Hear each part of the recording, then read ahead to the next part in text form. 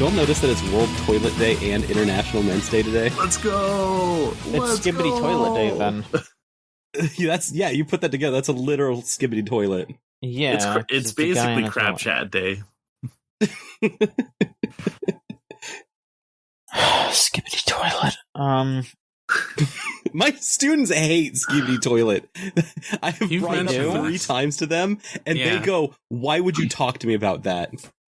Is it like a counterculture thing where they're just like, we don't want to like this thing because it's cool? No, Well, the kids are Zoomers, and we're now getting into Gen Alpha, right? Those are the new ones. Yeah, those are the ones that like the Skibbity Toilet. They're like, my 8-year-old brother can't stop watching those videos. They fucking hate it. That makes sense.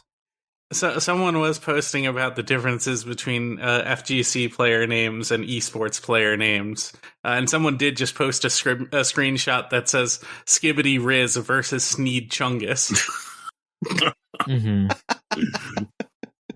See, that's the shit that gotta fucking put you in a home about. I mean, the thing is that, like, I feel like, there is probably, like, a sort of bell curve with Skibbity Toilet fandom based on age, because it's like, like, the little kids like it because, they're small children and they think they don't know better. I don't know. They have great taste. But then there's, as they get older, they're like, no, that's for babies. But then goes back up to people like our age because they start thinking, oh, it's like a mecha anime, and they think it's cool. You've got Built by Gamers doing analysis. Yeah, because, like, I'm gonna be completely honest with you. I think Skibbity Toilet is funny in concept, just because, like, I think it's funny that a bunch of kids really like a YouTube show about fucking source filmmaker toilet men. No, yeah, it's hilarious that SFM is, like, still a popular topic. It's still relevant outside of Pornhub. Yeah, but I haven't sat down and actually watched it because I'm afraid that I will really like it. Okay, hold on. I'm afraid of just destroying my carefully curated YouTube algorithm. I mean, that too. Because once you watch one of those, it's like there are 300 of them, and now you have to watch all of them. It's like, I like the one where it's just the guy that's, like, dancing to the song. That one's pretty funny. But I mean, now, the Alliance... It's the Alliance fighting the toilets, and there's the scientist toilet. And, but look at this. Yeah, but look at this. It's John Pork. No, it's... Like, that's the thing, though. It's like, it's funny to me right now. Professor E had a reason. He was making a weapon of mass destruction. Yeah, no, okay. So that's what I'm saying, though, because, we there's those Built by Gamers videos, and then there is the one where they're like talking about, oh, is EGAD actually evil?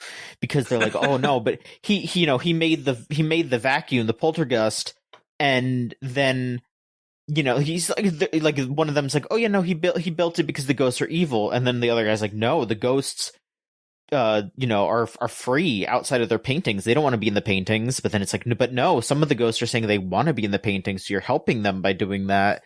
And they have like this back and forth conversation, and it's like, oh, you know what? That's an interesting conversation. But what if we all watched Skibbity Toilet? What if we felt like it would be an interesting conversation if we knew what they were talking about? Like, what if our brains would change? Because, like, a normal person would be like, what the fuck are they talking about? They're talking about a vacuum and, like, Mario being stuck in a painting, but that's normal to us because we played Luigi's Mansion. It's incredible because also I've played that video series. That video series right there. That's what are they? People play games or people built by gamers. Built by gamers. Those two is the most that humanities style close reading has gotten over in the public eye since like Matt Pat killed the whole game. They're doing close readings of games, and every time I see time I see their thing, it doesn't seem genuine. No, it doesn't. Is it? I don't understand. I don't know what it is. It is. Every single one of the ones that I've seen, they're 100% genuine, but their delivery is very slow and methodical. It's sad. Ironic. I mean, I've seen clips of them like kind of breaking though, like they've started laughing at each other, But I think part of it is just like they're having these conversations, but I think they're also just kind of trying to like make each other laugh at the same time. Like, I mean, there's a part where the guy just pulled out the picture of John Ford. There's part of it where it's like you see their whole thing and it's like, oh yeah, this is a really elaborate bit that these two friends came up with, and I respect that so much. But on the other end, it's like sometimes I see it and it's so fucking like it is like so close to the thing that it's satirizing that I'm like. It just my eyes just roll back into my head. Again, the Luigi's Mansion one is a good reminder of it. Like, okay, no, these are two. This is the one that they're like, let's be a little self-indulgent. I don't think Egad is evil. I think he's foolish. I'm looking at more Smash player names. This one's good. This one is the actual like user is Big Tobacco, but their like clan tag is I stand with. It's pretty good. There's number one here in a Guilty Gear final that's just Joe Biden. That one's really good. Oh yeah, Joe Biden's a really good chip player. I've heard Joe Biden is really good, yeah. Which is especially funny because Chip is the president in the Guilty Gear universe, so... Yep. Oh yeah, this one's really good. This one is just Thanos Car versus Grunk. In a mortal fight night. Mm-hmm. Okay, I think this one is my favorite one. This one is just OneDrive isn't signed in. That's a really good name. That's a good fighting name. Yeah. Mm-hmm. There's some good fight names in Tekken. Like, I like Knee. I like, Knee's the immediate one, I'm not gonna lie. Other ones are just real last names, but... Knee. Hi, folks. Welcome to the Gamesline podcast. I'm John. I'm hosting. Hello. We have... the voice talents of Maverick. Hello. That was Maverick. You heard him before. You heard everyone w's going to be on here before. But we're just we're it's been a while since I've been on. Yeah, making a Scott, you're here. Hi, I'm here doing the best I can. Yeah, you're powering through it as far as I can understand. You're podcasting right now with a broken freaking back. That's true. I'm sitting on like two different pillows with a heating pad in between them. So wait, did you break your back doing the extra life stream? That's when it started. That's when the pain kicked in. It was before. It was like I went to bed after my session. Then I woke up for the Fortnite ending, and it was like, "Oh, I'm having another attack." And then it kept lasting for days longer than it normally does. Whoa. Like just normal sciatic back pain. And then it just got worse, and I'm just like, I need to see a doctor. And then they did x-rays, and they found degradation and a fracture in my lower back. So they have no clue when it happened. I don't know when it happened. This man broke his back for Gamesline. It's true. That's real. And I'm in a back brace for 3 months. I'm not supposed to lift anything bigger than 30 pounds. I can't bend over. I shouldn't bend over or twist my back. I just gotta stay still. And one of the things that's actually been really challenging, and part of the reason why I haven't streamed other than just being in pain. You can't sit for very long. I can't sit for very long. It hurts to sit. Well, here's the thing. I can sit down and get comfortable and be fine for a while, and then it's my leg will start to get uncomfortable. And then when that happens, I'm like, oh, great. And then I stand up, and it's just the worst hell pain that's ever existed just shoots down my leg all at once. It's anyways, I'm on painkillers and muscle relaxers right now, so no, yeah, I felt I'm doing blissful. I felt similar because I started working out again, and the other day I did specifically back and legs, and yesterday was it is agony to actually get up a little bit and walk around, especially trying to do that in the middle of the dang ass cold where everything is contorting. But I can only imagine what it's like when it's, actual injury and not like, oh yeah, we're going through it, but this will go away. Whoa. Yeah, no, this hasn't gone away. Yeah. It's probably gonna last a while. Not a fan. So here's the thing: is like my boss is definitely like, oh yeah, you should be like on medical leave. You gotta like get a doctor's note, and it's like when I went to an urgent care clinic, and I was like, hey, can you figure out what the fuck is wrong with me? And they were like, sure. And they did the X-rays and everything. And they were like, we don't know what's wrong with you yet, but we're going to give you a bunch of painkillers, and we'll give you a doctor's note for a day. So you can have a day off. I'm like, okay, that's cool. And then they called me back afterwards and were like, yeah, dude, your back is broken. And it's like, oh, cool. And then I was like, hey, can you like extend the doctor's note for me, like after I took my day? And they were just like, oh, the doctor who did it isn't here. We have to wait for them to come back to do it. I'm like, okay. And I waited. And then they never called me. And I've just been waiting and waiting. And I haven't, thankfully, like, this lined up well enough that I have another doctor's appointment. Just like a normal, regular doctor's appointment on Wednesday.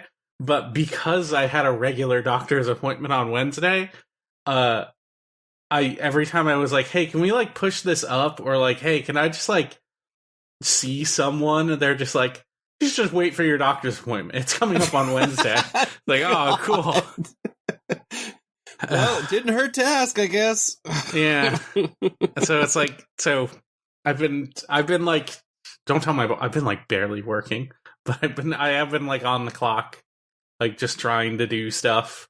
Again, I think if your boss is like, hey, you should be on medical leave, I don't. That's what my boss says. But my clients, even though I've discussed with them too, like, hey, this is where I'm at right now. I don't like it's going to be slow going on any work I'm doing, and I'm probably going to be taking leave. They're just like, oh yeah, okay. Do you want to start the next big part of this project right now while you're here? And I'm like, probably not, but I can't say no. Like, I'll do what I can, I guess. All right, enough of my tag team partners, sad sack, broken back. Introduce the star of tonight's podcast. Let's get to the real sad shit. Mm-hmm. All right, and as he just said, yeah, the star of the podcast is Solon, because yes, Solon, you did put out a little bit of an announcement. If you wanna tell the people at home yourself, you are all privy to the last podcast of Solon being a part of Gamesline, and that's important because now I get to say whatever I want. Oh fuck! This is You're Solon running for Unleashed. office. I get to just, it's no holds bars tonight. I'm going to be vulnerable. I'm going to open myself up. I'm going to talk about, what it's been like on the pod, been like on Gamesline for the last, it's been like 6 years. Something like that. I think it's been Shorty 6 years. Solon P is shooting on us tonight. He's got a live mic. You don't know what pipe bombs he's going to drop. This bro going to be so foolish when he comes back as a guest. I am sitting at the top of the ramp in my gamer chair, crisscross applesauce. It seems like a bad way to sit in a chair. Yeah, if I sat on a rolling chair at the top of the ramp, truths. That's a good way to get to the bottom of the ramp. Always do it. The tiny people always love to do that, and honestly, I kind of am jealous of them for that. You're too tall. I'm too tall. I can't do it. I can sit crisscross on my bed, but on like a whole ass chair, I can't. Yeah, I've tried. I can't do it anymore. I can't. I can't sit crisscross applesauce anymore. I can't sit like L when I'm on my Herman Miller. Yeah, but even in spite of it being my last podcast, I want this to be a really great one. We've got a lot of games to talk about and a lot of fun news to talk about. And a lot of questions. People asked a ton of questions tonight. Yeah. Because they want to know what's next for Gamesline. But yeah, I mean, I don't know. Is there anything in particular you do want to go over about your time here? Or Ooh. Yes. So I started in, I believe it was 2018, I want to say. Yeah. And when I'd started with Gamesline, I joined in with a group of 3 other people. It was me, Janie, Zach, and Trixie. I think that was all 4 of us. And the four of us, we were the best. Like that's just how it goes. Power we came users. Yeah. I just said power users. we did some really cool stuff in that first year. And I always remember like the Rats Instagib stream. How's it going? I think that's on YouTube still, where it just I don't know if I ever put it on YouTube. I'll double check that. I know it has to have been because I've seen it recently. Went back and watched it. There's that first month, I believe we were all brought on like right before E3. And so we were putting out like a ton of E3 articles as news was coming out. And I liked that. I liked being a part of, feeling like that busy press feeling. And ever since the pandemic, where my life like stopped entirely along with everyone else's, but it meant that we had to change directions in a lot of ways with Gamesline. And so like we weren't getting together to do the E3 because there was no E3. And without those like landmark events, it basically focused everything on Game of the Year. That's the only time that our group has been able to like get together and like build creative input together. And so it put a whole lot of pressure on something that should just be really, really fun and nice and easy. But it with all of everything stopping, that included, so like with everything stopping, there was a whole bunch of parts of my life that just fully stopped. There was nothing I could do with streaming to move things along. My job got substantially worse in so many ways, but there was no way to get out because I needed that job to keep going. And right before the pandemic, the last thing that I had done for Gamesline was PAX East. PAX East, the last convention.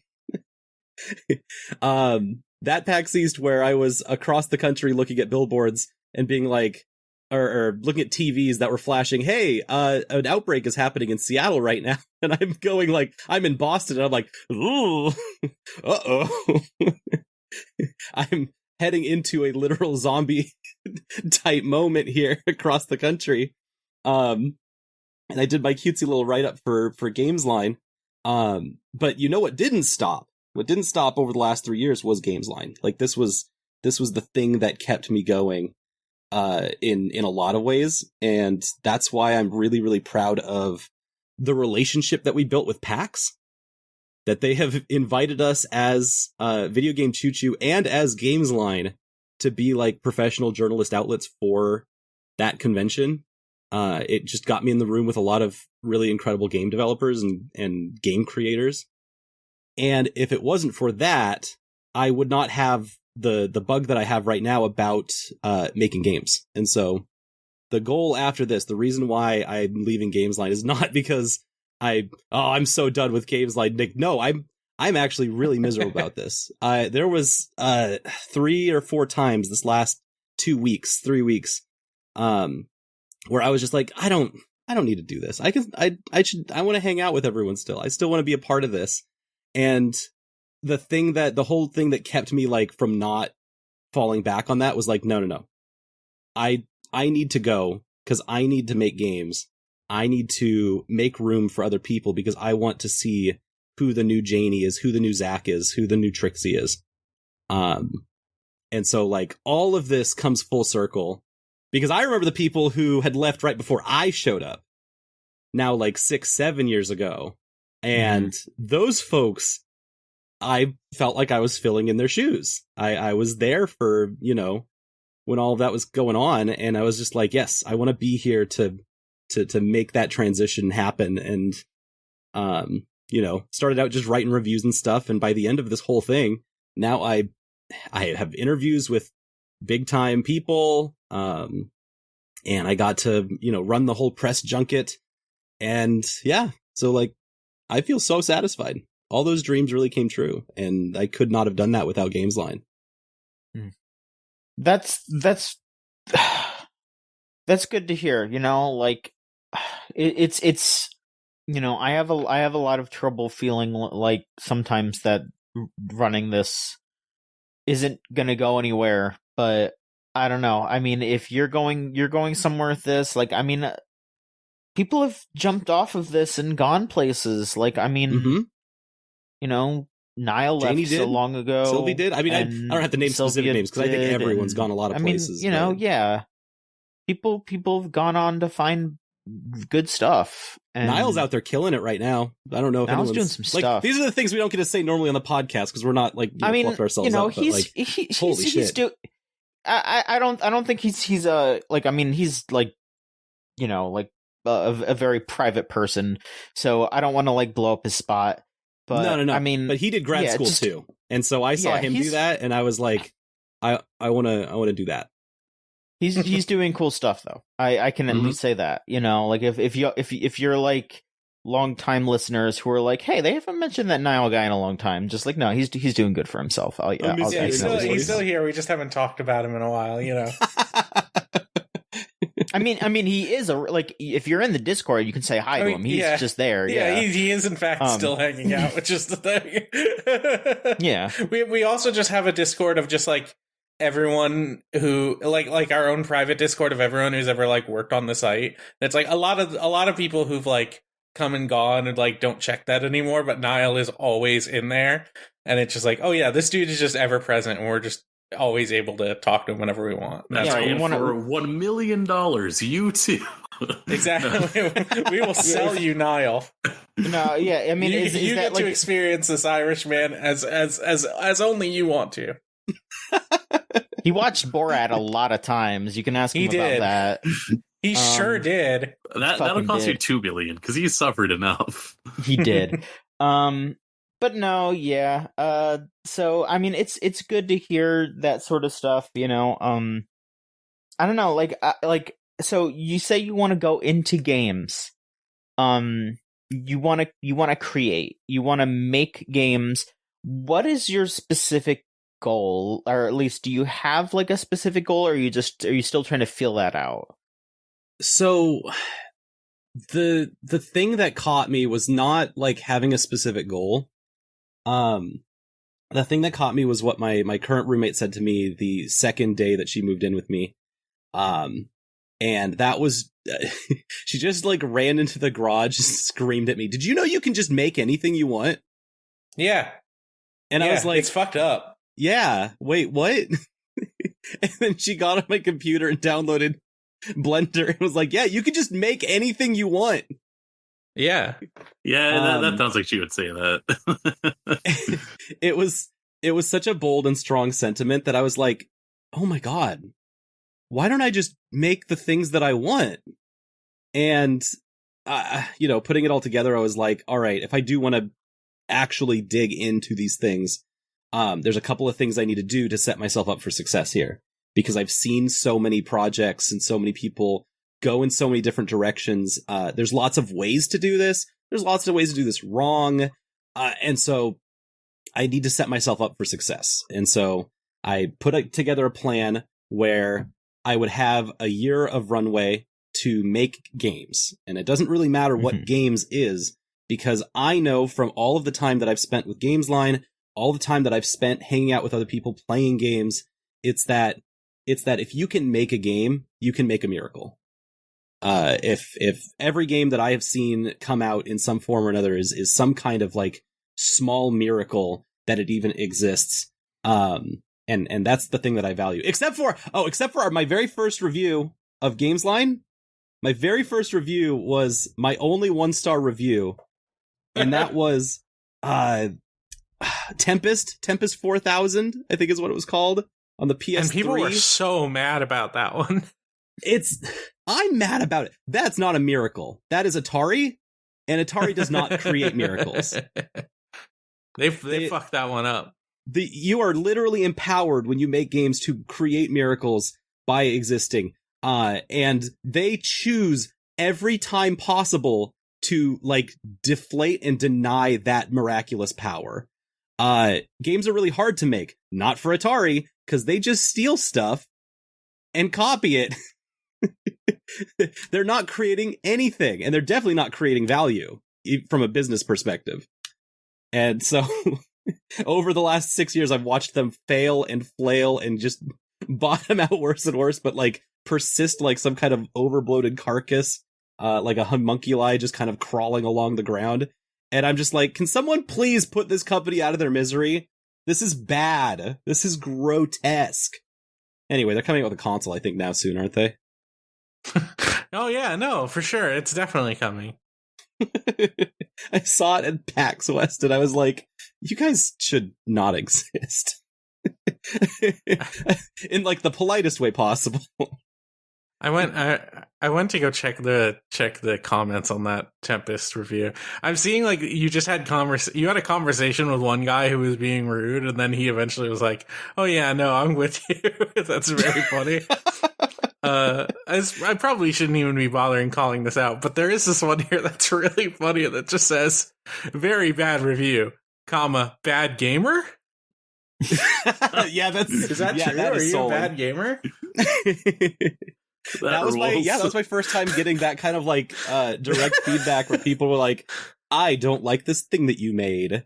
And it was a little empowering, actually. I wish that I made more polarizing stuff.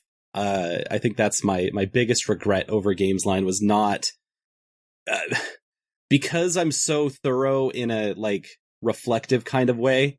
I'm not like taking those bigger risks, and I think Gamesline deserves that. I think we gotta find someone who's a real risk taker, and someone who'll say some, really dig in with a 2-star review of something and make people go, "Wait, what?" People were very mad at me for that. Ignore my time in mind. Right, Maverick. Wait, what was the fucking Fashion Police Squad? Oh my god! Right. Yes. And then my 3-star review of Bayonetta 3 that like made me have a sabbatical for a minute. God. That game sucked. People were very mad at me for the AEW Fight Forever review. But it's like it was the kind of thing where it's like everyone who played it was like, "Oh yeah, this is just like a silly game." And it's like, "Yeah, no, it is a silly game." But like as soon as you try to look under the surface, it's extremely disappointing. And that was exactly like the point I was trying to make with the review. And then like, and the people who are just like, it's an alternative to the WWE games. It's dumb fun. You don't have to think too hard about it. Like literally a week later, the entire fucking subreddit is like, this game is so fucking shallow, and they don't have any of the things that you actually want in this game, this kind of game in it. It's like, yeah, I know, that's what I said. No one listened to me. It was hard for people to see that, yes, this is supposed to be a silly game. That is the point of that game. Yeah. But you're not even able to be silly with it. Yeah. It fails at being a silly, creative game. It's sort of like the thing that people would critique Jackbox about, where,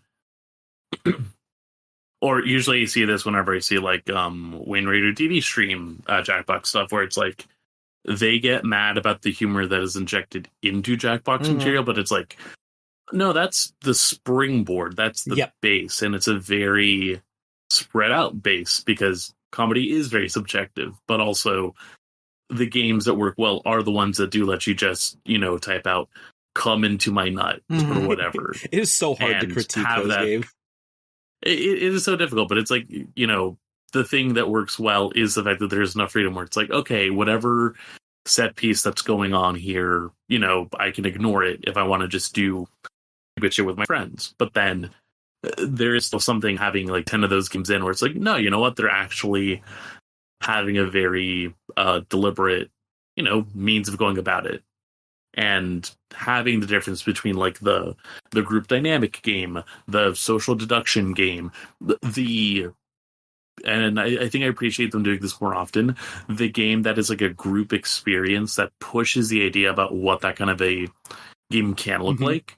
In the most recent one, they have like a whole rhythm game that you participate with friends on, which is interesting.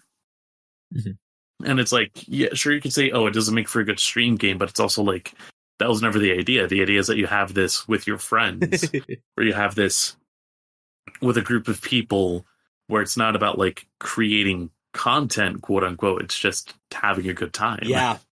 No, it's really bizarre. There's one of those Jackbox games that's like it's like about making memes and stuff. It's like the internet is burning one. Oh yeah, Survive the Internet. Classic game that swings wildly between being the most boring Jackbox game I've ever played and being the funniest. Because it requires you to understand the different flavors of internet. Just the ins and outs, the inputs, and like what shows up at the end.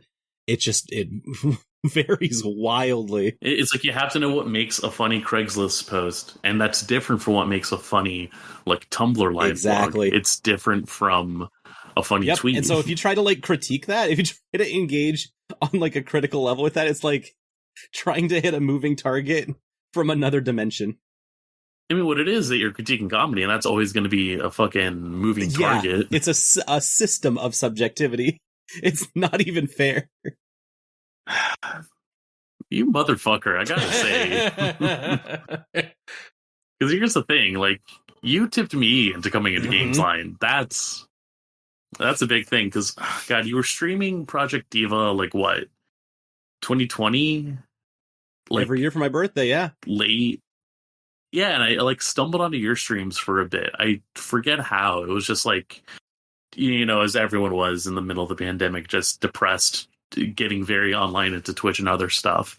So not only was I getting into other streamers that now I've got good connections with, and definitely people that I I've made some pretty solid friendships with. It's also here's this guy playing Project Diva because I just got into that this past year. And then I see something about VG Choo Choo come up, and I'm like, oh shit, maybe I should try that out. And you were very emphatic about oh yes, you should go apply, you should go try that out. And fucking 3 years later. Yeah. No, when I saw you coming into the chat and then into the Discord for Chooch, I was like, oh yeah, no, this Maverick can cook. We got to give Maverick the shot. And now you got the book, because you're a veteran here now. So what you gonna do? Everything is all going to be about why Sarah Valentine from Trails of Cold Steel is the best lady in the world. That's the thing, though. There is. I hate leaving Gamesline. I'm just making articles about why alcoholic women are my favorite in JRPGs. God, please, yes. There is not another place on the internet that I can go to get critical games writing, but about stuff that's actually cool, shit that's very cool. And Chooch has always been on there for really long JRPGs, and open world action games, anime, of course, and these are niches that we get to dig into really deep here, and in a way that's both critical and fun. And I mean, we talked about it on the podcast last week, but a bunch of our sister channels and stuff have all fallen away. And it's we are what's left. There's Giant Bomb's fucking gone. I mean, at the very least, we're seeing a whole bunch of side outlets pop up from the remains of these of the personalities who still want to come together and make the things that they've been making, like Remap Radio out of what happened with Waypoint, Aftermath out of all of the senior staff of Kotaku. Those people at the very least are still out there trying to make something that they want to make. And it's we have been out here doing the same thing for a very long time, but we're a much smaller site. We haven't gotten the attention that any bigger thing with any kind of advertising budget could get. That's for sure. But at the same time, and this is a hobbyist thing for us too. At the same this isn't time, our jobs. We have a CMS, and that's the thing. A content management system. That backside of the thing that nobody could ever get to see, through the podcast, anyone listening in won't be able to see, hey, we have the CMS that makes stuff on and puts it onto a website. It's so powerful, even without that kind of bigger reach or something like that, or without the time. There is no reason that any one of us can't write an article and just have it go viral. Oh yeah, you can make whatever you want. You can make whatever you want. And when I was writing up it's the funny. last, like, my last blog, my last little post to say, like, yep, I'm leaving, guys. I had so much fun with it. It's so fun writing in the CMS. Mm-hmm. Yeah, I mean, we had to set it up so that way it works normal. It does. It works really normal now. Yeah, the upgrades are really nice. Used to. Hey, we paid it off. We paid them off. We thanks did. to the Patreon. That was nice. Yeah, Mm-hmm. that means if you support us on Patreon, patreon.com/Gamesline, all the money that goes to us no longer goes to site development. It does go to our regular upkeep costs, of course, but now we can use that money for other shit. Oh, did you know I actually got to talk to somebody about the site last night? Sorry, Bro, I just right? totally Tell me about it. How so? Yeah. No, I was at a show, and so I have a shirt. We should sell shirts. It's a very good shirt. We should sell shirts. You know what? As we're getting deep into the weeds of it, yeah, let's just talk about our ideas. Kurt on a shirt would be good, but no. I have a very specific shirt. I'm going to link it in our chat right now. Oh no. Because it has basically become a conversation piece anywhere I go. If I know, I need to make a Maverick, statement. you make a statement anyways. You always have a conversation piece at the ready. You're saying no, but you got. Oh, that's a good shirt. That's a really good shirt. It's a really good shirt. Check out the back. Please describe it if you could. So, this is a white T-shirt, and the front, the words "Family Guy" are detailed. However, it is specifically in the style of the Family Mart convenience store lettering. So, green top, Family Guy in blue text, blue bottom. In the back is a drawing from this artist, Kuru731, Janet Sung, with a picture of Peter Griffin as a Family Mart attendant, going in and saying, your change is 2,060 yen. Do you need a bag, Lois? And the text is presented in English and then also has a Japanese translation. Okashi wa nisen 60 yen desu. Lois-san, I'm trying to remember. Kaba garimasu ka? I'm not that good with kanji. Can I get a little bit of that with the Peter voice? Is that possible? I can try. You don't have to. It's okay. Okashi wa nishen rokyaku yen desu Lois-san. Alright, no, you did it. Good work. Good work. Oh my god! Kaba garimasu ka? You got it. Holy shit, that's so good, Maverick! Subara shi. Yeah, it's a statement piece. Yeah. Konbanwa namae wa Peter Griffin desu. God, yeah, he would be like Desh, yeah. God. But no, I was wearing this shirt at like a concert last night. Someone was like, "Oh, hey, your shirt rules." And we got to talking. They were an illustrator, and then I just got to talk about and be like, "Oh, hey, I also do games writing on the site. It's fun." And got to share out the site. Like, I don't know, it's easy for me to forget that, like, because so much of my immediate work is like, oh, I'm doing stuff that's completely removed from my hobby, that this hobby is still fun to do. Yep. Like, it's still, like, a part of me, and it still informs the way I still, like, engage with anything else, honestly. It's been such a helpful means of actually, getting a better sense of myself and actually figuring out that, like, voice overall that I have. Mm-hmm. Well, yeah, I mean, Solon, thanks for being here for as long as you were. I mean, obviously the guest spot door is always open, and I mean, if you're going to be making games and still doing your streams and stuff, I feel like, you're a perfect fit to hop back on anytime. If you want to advertise your stuff, I'm not going to stop you. I don't think anyone would mind. But yeah, I look forward to seeing what you're going to do. Yeah, no, that's part of it. There's always like a momentum involved in any kind of media production. And so that's what always bridges the gap between doing the stuff we do at Gamesline, especially the game journalism side, and why I've kept streaming for 10 years, even if it's just one stream a week. The whole point of that is to make sure that all of the doors that I've kept open are open. So like, it's not impossible for me to go back to the PAX people and be like, hey, here's my body of work. I would like another press pass, please. And can Gamesline have one too? Like, just making sure that those doors that I, have opened and have built relationships with, those don't close. They just, I'm not in those rooms right now. Maintaining those relationships by keeping momentum going is like so important. It's crazy. And that's like, that's what Gamesline does. Is It's literally a machine that opens the doors that anybody might want to, whoever on here wants to open something, you could just do that. 10 years, you say that, and it's like, because I'm not just trying to be like you're old kind of thing, but no, it's like, what was I doing 10 years ago? I was just like hanging out in high school, not thinking that far ahead.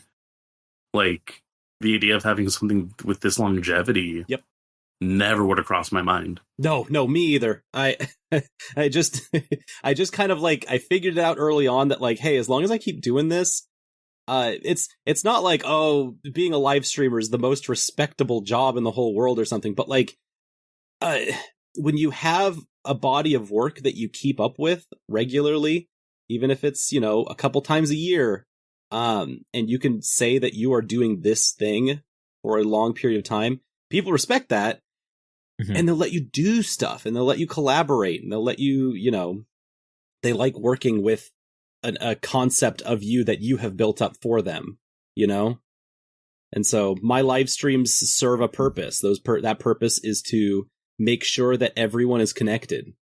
And as long as I'm live streaming, that means there's still a connection to Gamesline. There's still a connection to Maverick and all the mods there. We're still going to do Resident Evil 3. It's going to happen. It doesn't matter whether or not you're here or not.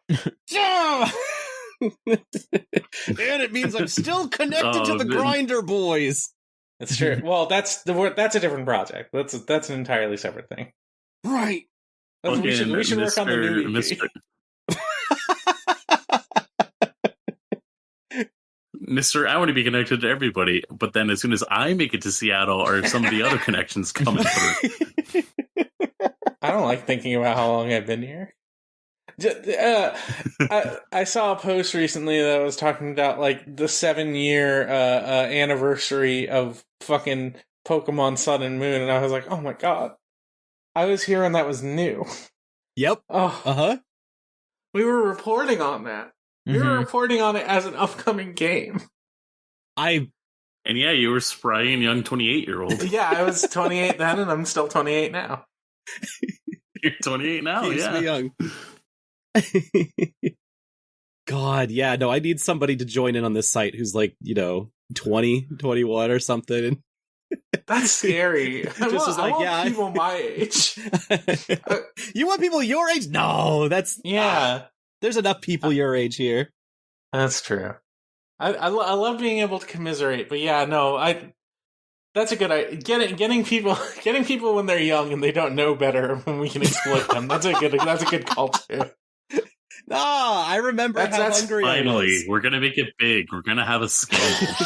I remember. Hey, that's how every tech job I've ever worked for worked. So we don't want to pay. We don't want to pay a lot of money for developers. Just get them fresh out of college. It's no big deal. Hey.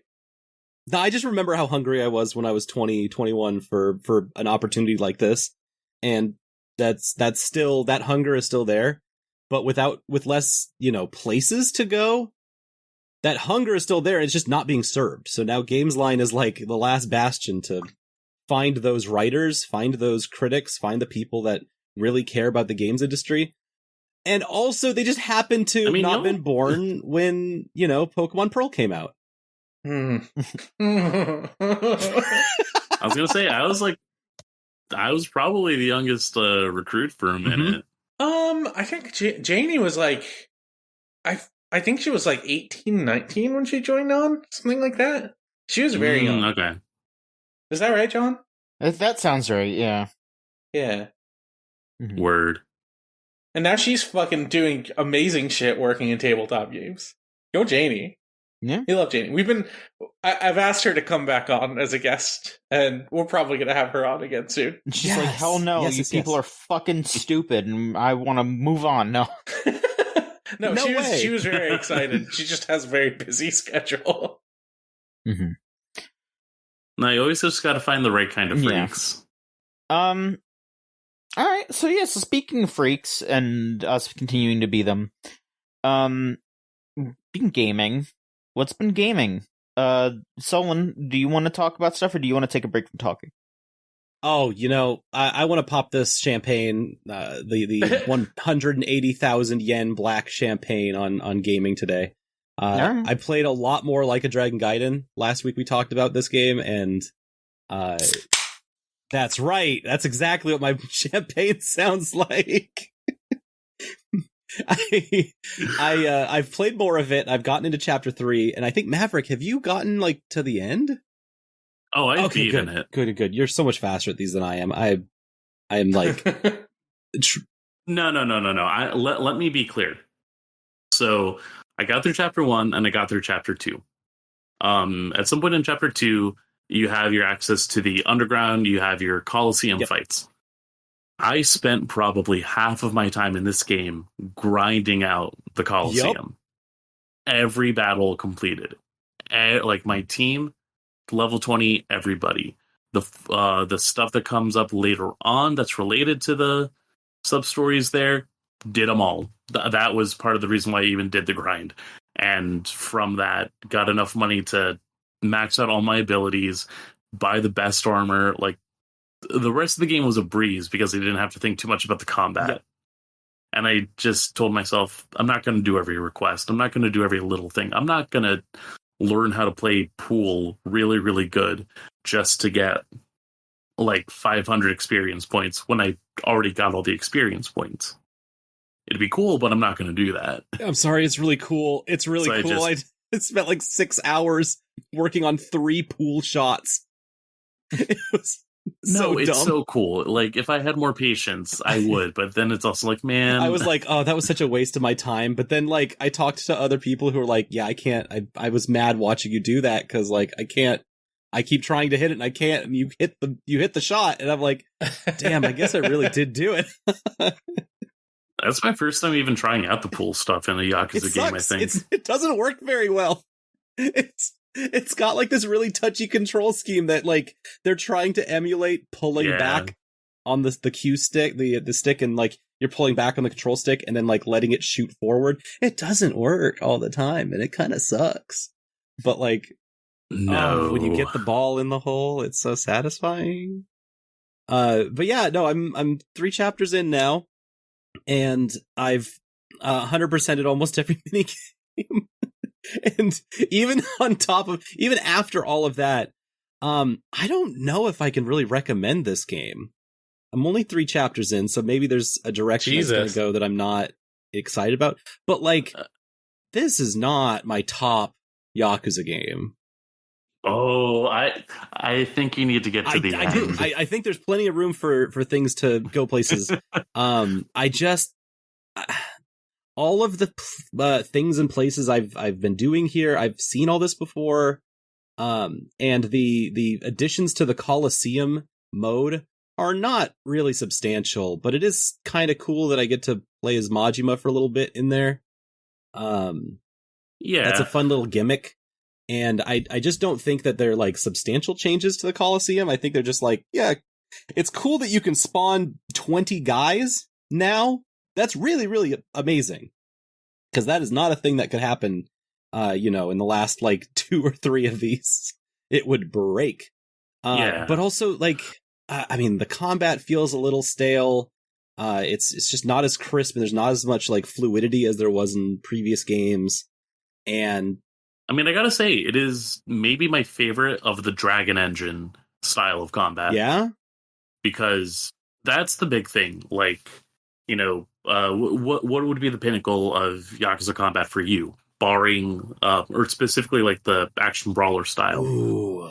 I mean, Yakuza 0 and Yakuza Kiwami 1 are not the Dragon engine, but they are... Yeah, exactly, which are Unreal. Really good. Or in a different engine. And they have a much more like systematic way of doing it. Yes. The Dragon engine is the idea of like, oh, here's the feeling of being Kiryu, and it's like, you know, Yakuza 6 in a weird way works out because it's like, I'm 50 and I'm kicking everybody's ass effortlessly. This shit ain't nothing to me, man. .jpg, because of just how, like, you know, lifeless it felt. It's the kind of thing that works itself into a weird physics-oriented JRPG. And it's funny that they ended up, like, seeing that and really pivoting that way. Judgment was also kind of wonky. Honestly, Yes. I hear good things about Lost Judgment. Oh, I haven't I touched it bounced yet, but- clear off of Lost Judgment. That was... I couldn't stand that game story just because, like, it was this really weird thing where they were, like, trying... like, I don't know. I feel really weird about it because that whole game is, like, about, like, bullying and, like, you know, like high school drama stuff. And it's like, you know, those are very real issues and they should be taken seriously. But I also just felt really weird being this like 45-year-old guy like coming in to try to solve those problems, like who isn't like a teacher or anything. Like you're just like, hey, I'm this like old detective guy coming. Like it wasn't like weird from like a pervy thing. Like I didn't think they were coming at it and like being like gross about it. I was just like, like why is he doing this? Like he like in the last game he was like fighting like fucking Yakuza and shit. Like why this should be something that a counselor should be helping with. Yeah, it's very weird and I could not get into it. Yeah, that's why the Judgment was lost. I would say they got lost along the way. Yeah. I would say there that there is at least some truth to the matter of, like, kids will form attachment in the weirdest fucking ways, but a way that sometimes often helps is if you are someone that is, like, removed from the system, at least, like, at some level, because then they at least recognize, like, oh, you know, you aren't just going to try and, like, feed me bullshit, or you're not going to, like, try and just reinforce stuff that already leans me into the status quo stuff. Again, I need to still play it eventually, but I figure that they're trying to do, like, a great teacher Onizuka style, where it's like, oh, yeah, you know, I'm a teacher on paper, but I was also, like, a part of all this other shit. So I get real life, quote-unquote. I'm sitting in my chair backwards because I know that after this I'm going to go have a smoke. And meanwhile, I'll tell you to never smoke as I, like, crush this whole pack. But, the gameplay, at least, you know, again, very action brawler style, but with Judgment 1, it's the main thing that's been, like, keeping me away. Gaiden feels like the best interpretation so far of, like, the Dragon Engine style beat 'em up, and really it is, like, the fact that Agent feels like the crowd control style they've been wanting to push for ages. And then Yakuza style is just a very fun mix of just all these different iterations of Kiryu. That's true. Once you get fully upgraded on both of those kits, they do feel distinct and different. Yeah, and that's the big thing too, where it's like having those additional upgrades. It's not the most annoying upgrade system yet. Yeah, it's not annoying. It's just like, wow, when you don't have those upgrades, it feels very staid. Both versions, both your Yakuza form and your Agent form just feel like you're slapping guys with fish. It doesn't like quite click. Their health bars go down really slowly, and you're fighting, and it feels like you're just hitting the same buttons for both of them. Once you get fully down the tree, then it's like, oh, I see how these kits work together. Okay, exactly, and it's like, you know, the fact that you could grind enough to at least get Tiger Drop and then you're set for the rest of it. It is a very distinct moveset, though. And I noticed because one of the Coliseum entrants in the higher stages is somebody in like this like weird Michael Jackson Smooth Criminal outfit. But they are doing like Yakuza 1 movesets at you. They can do a Tiger Drop at you. They're doing like the 1-2-3 punch with the kick. They're doing the drop kick to add, and like as soon as I found that out, I'm like, oh, this is a lot of fun. And the thing I honestly do appreciate about this game, it's something I said similarly about 6, where Hiroshima feels like this covalent island equivalent for Kiryu, where with where he's at, you know, he is like this nigh impenetrable character at this point. Like, he's near death, but he's still going to come back and like take care of what he needs to take care of. When he's not able to do that, he sort of has to like figure out like what is the best plan of attack. And in the middle of trying to take care of Haruto and trying to take care of all these different things coming up, going to Hiroshima is this opportunity for him to take stock in a way where the sub-stories are a lot goofier, you know, go become Ono Michio, the town representative, go help out like these reinterpretations of your name and the girl who left through time. It's a very dreamlike environment, but it really does like present this idea of like, you know, what if Kiryu didn't have to deal with this burden anymore? And the big things that go along with that are like the games where it's like, oh, what if you just hung out with like old friends at the bar? Because you're in your 50s, man. You don't have to worry about like power struggles in the government. You just got to see if your friend's doing okay and he's like got a new love in his life, or like if he's missing his that's wife. the stuff that I really like from Yakuza 6. But or you know the thing that I really appreciated was that original story, or like the focus, or there's that aspect, this aspect of Kiryu as the hero, where you know you're taking down the crime syndicate led by famous New Japan members, or even in the main story, this idea that like, you know, right at the height of Yakuza 1, Kiryu is supposed to have his own family.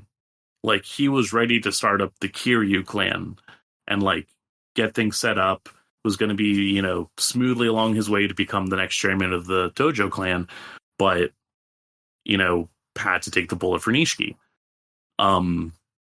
Here in Hiroshima, inadvertently, he ends up having that family and having that actual group to ultimately save the day with, which of all the various stories is definitely the most interesting, especially the way that Yuta becomes involved in that narrative as well, the way that, you know, people look at him as this figure to better understand themselves. There are so much comparison points that Kiryu becomes and is like relegated to, that it's impossible to think about this series without him.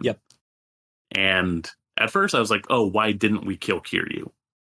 Why didn't we just let him go away entirely? That is what this game does need to answer in a very real way. Like, there's a moment that comes up. Hey, no. Say no more. I understand. I think if anything, it does a good emotional tie where it's like, you know what? I get why I would still want to see him around. I get why I am at least very curious to see what this next chapter is like. And I guess 8 also comes up a little bit about it, but like, this is a game that when it wants to get serious about it, does tie back into the reality that like everyone that Kiryu knows is dead or is long gone, or at this point has to believe the idea that he is gone. He is as alone as you could be in that kind of a world. That's kind of part of the problem too with this game that I'm running into, is because I know there's going to be these hits. They're going to hit that stride really well. But you're talking about Yakuza 6, which has melancholies.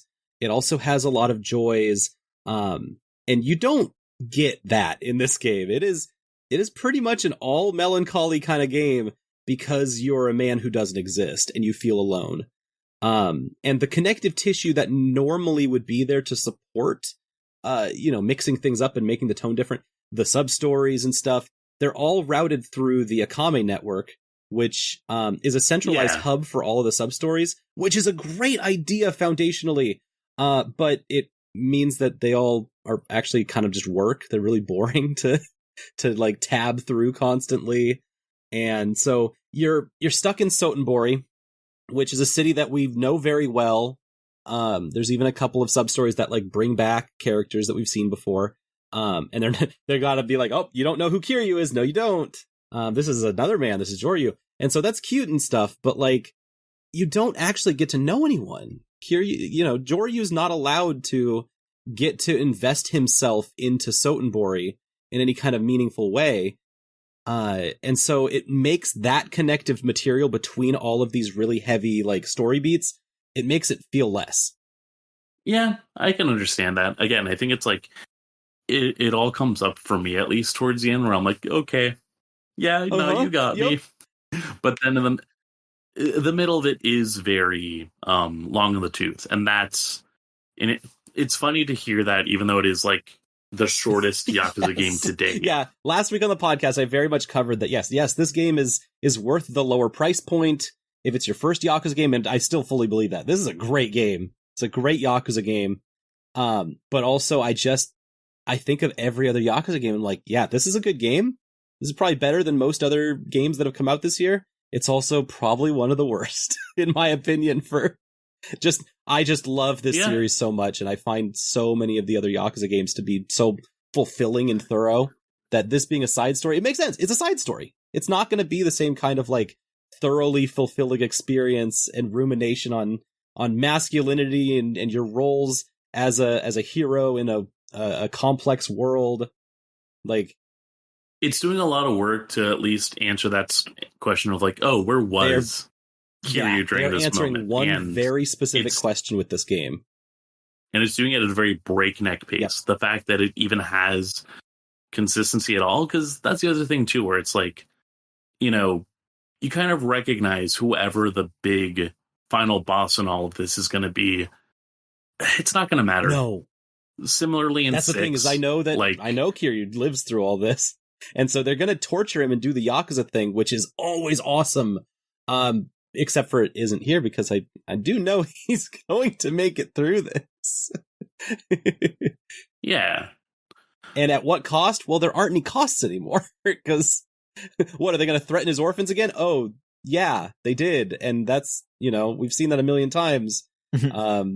And then we've seen it so many times that I got to the point, my last story beat was him being like, you are not allowed to do this anymore. And all of the bad guys going, you're right. Our bad. We're not going to threaten the kids anymore. That's kind of fucked up, actually. We are technically working with you right now, so we won't keep doing this. That, I think, is a thread that like they at least play with a little bit, where it's like, yeah, no, we kind of have to be on our toes, because this guy can just fuck us up irrevocably. Mm-hmm. So yeah, still playing through it. I think it's going to get really good, but I'm glad I got to talk to you about it, Maverick, just to see where this all lands, in the bigger context. No, yeah, if anything, it is a good way to get excited about Infinite Wealth. Oh, I need to play the demo at the end of this. I can't believe that's how they got me. It opens up. You have to buy Like a Dragon Gaiden, and you have to beat the entire thing before you're allowed to go to the main menu option that says play our preview of number 8. And so that's funny. That's really cool. That's some old school shit. I respect it. No, you have to beat our game first, and then you can play this. I'm finally starting to see videos of people like tweeting out silly stuff from that demo, and I'm just like, oh man, people are finally beating this game, and that means we can see the demo now. There's stuff in there. I have technically played through like the story beats of the first, or there's like a story portion, and then like a portion where you get to explore a little bit of Hawaii. Wow. And Hawaii! Oh, the story portion story portion is interesting. I'm curious where they're going to go with all this, especially with the fact that we are just in a different locale. There are just the weird implications of being in Hawaii, especially at the moment, but also I recognize that Japan's relationship to Hawaii is different from the United States' relationship to Hawaii in a way. And so I'm not gonna like immediately go poo-poo on this. I don't know. It's it's weird. Yeah. Name another landmass that the United States owns that we probably shouldn't right now and are exploiting for tourism. There are several at this point. But with Hawaii in particular, it's like, again, this coming from a Japanese standpoint, I feel there is a different relationship there. And it's something that genuinely I would still need to read up on. If there is a history of colonization, then yeah, no, that sucks. I mean, this now being a point where we know more about the Japanese sentiment and attitude towards the Ainu people. Like, that is stuff that's come up. There's a lot more that comes up. But also, I don't know, it's going to be a different narrative, and especially with some stuff that comes up where it's kind of like, oh man, is this going to be insensitive towards the culture? Yeah, maybe. I'm not going to sit here. But also, it's like, this is a studio that's being helmed by people that are like at least going 60-40 on hitting marks that a lot of other games don't. Well, yeah, no, Like a Dragon, Ichiban's whole adventure has been about seeing systems of oppression and how that affects populace, like groups of people, and then how that affects the individual too, who's just, going about their daily life trying to figure the world out. I see they could probably make a swing like that. I think they could talk about the histories of colonization in Hawaii and how tourism affects that, and there's lots of ways they could go. Mm-hmm. You could, and then you do also have an Animal Crossing like in the game, which people are also talking about. Again, it's like the thing where it's like, unless I actually get my hands on it, I don't know how it's going to go. Yeah, that's what we're looking at. I'm looking forward to it. I think as long as... Yeah, I'm going to have to talk to you in private about it. I think as long as you don't play a white lady living in Hawaii, it's probably going to be much better. Probably. One day, Ichiban's just going to wake up and be like, fuck! I'm a white lady now. No. Shit! No! Oh, damn it, not again. Oh no, I'm white. Oh fuck, I'm a colonizer. Oh no. Oh, beans. Scott, you've been playing some new stuff. What have you been up to lately? Yeah, the hottest RPGs this side of the gaming world. That's right. I played and beat Final Fantasy IV, the Pixel Remaster. No, I did, but I don't think I'm going to talk about that much. Actually, it's a wild game. It's cool. It's really interesting seeing like the first ever like SNES era. It's the first time I haven't played any of the SNES era Final Fantasies before. I've played a lot of Final Fantasies. That's been my gap, and it's like, it's nice playing this, knowing I have 5 coming up, which people tell me is very good, and then 6 right after, which is, that's the one, that's the Final Fantasy. But like, it was really interesting seeing this one, and it's like, man, it's a very by the numbers RPG in a lot of ways, but they take some really bold swings, and I respect it so much. Like, these guys, it is the numbers. Like, it's not just by the numbers. Final Fantasy IV is the numbers. They got mode 7 and they were like, we're going fucking hard on this bitch.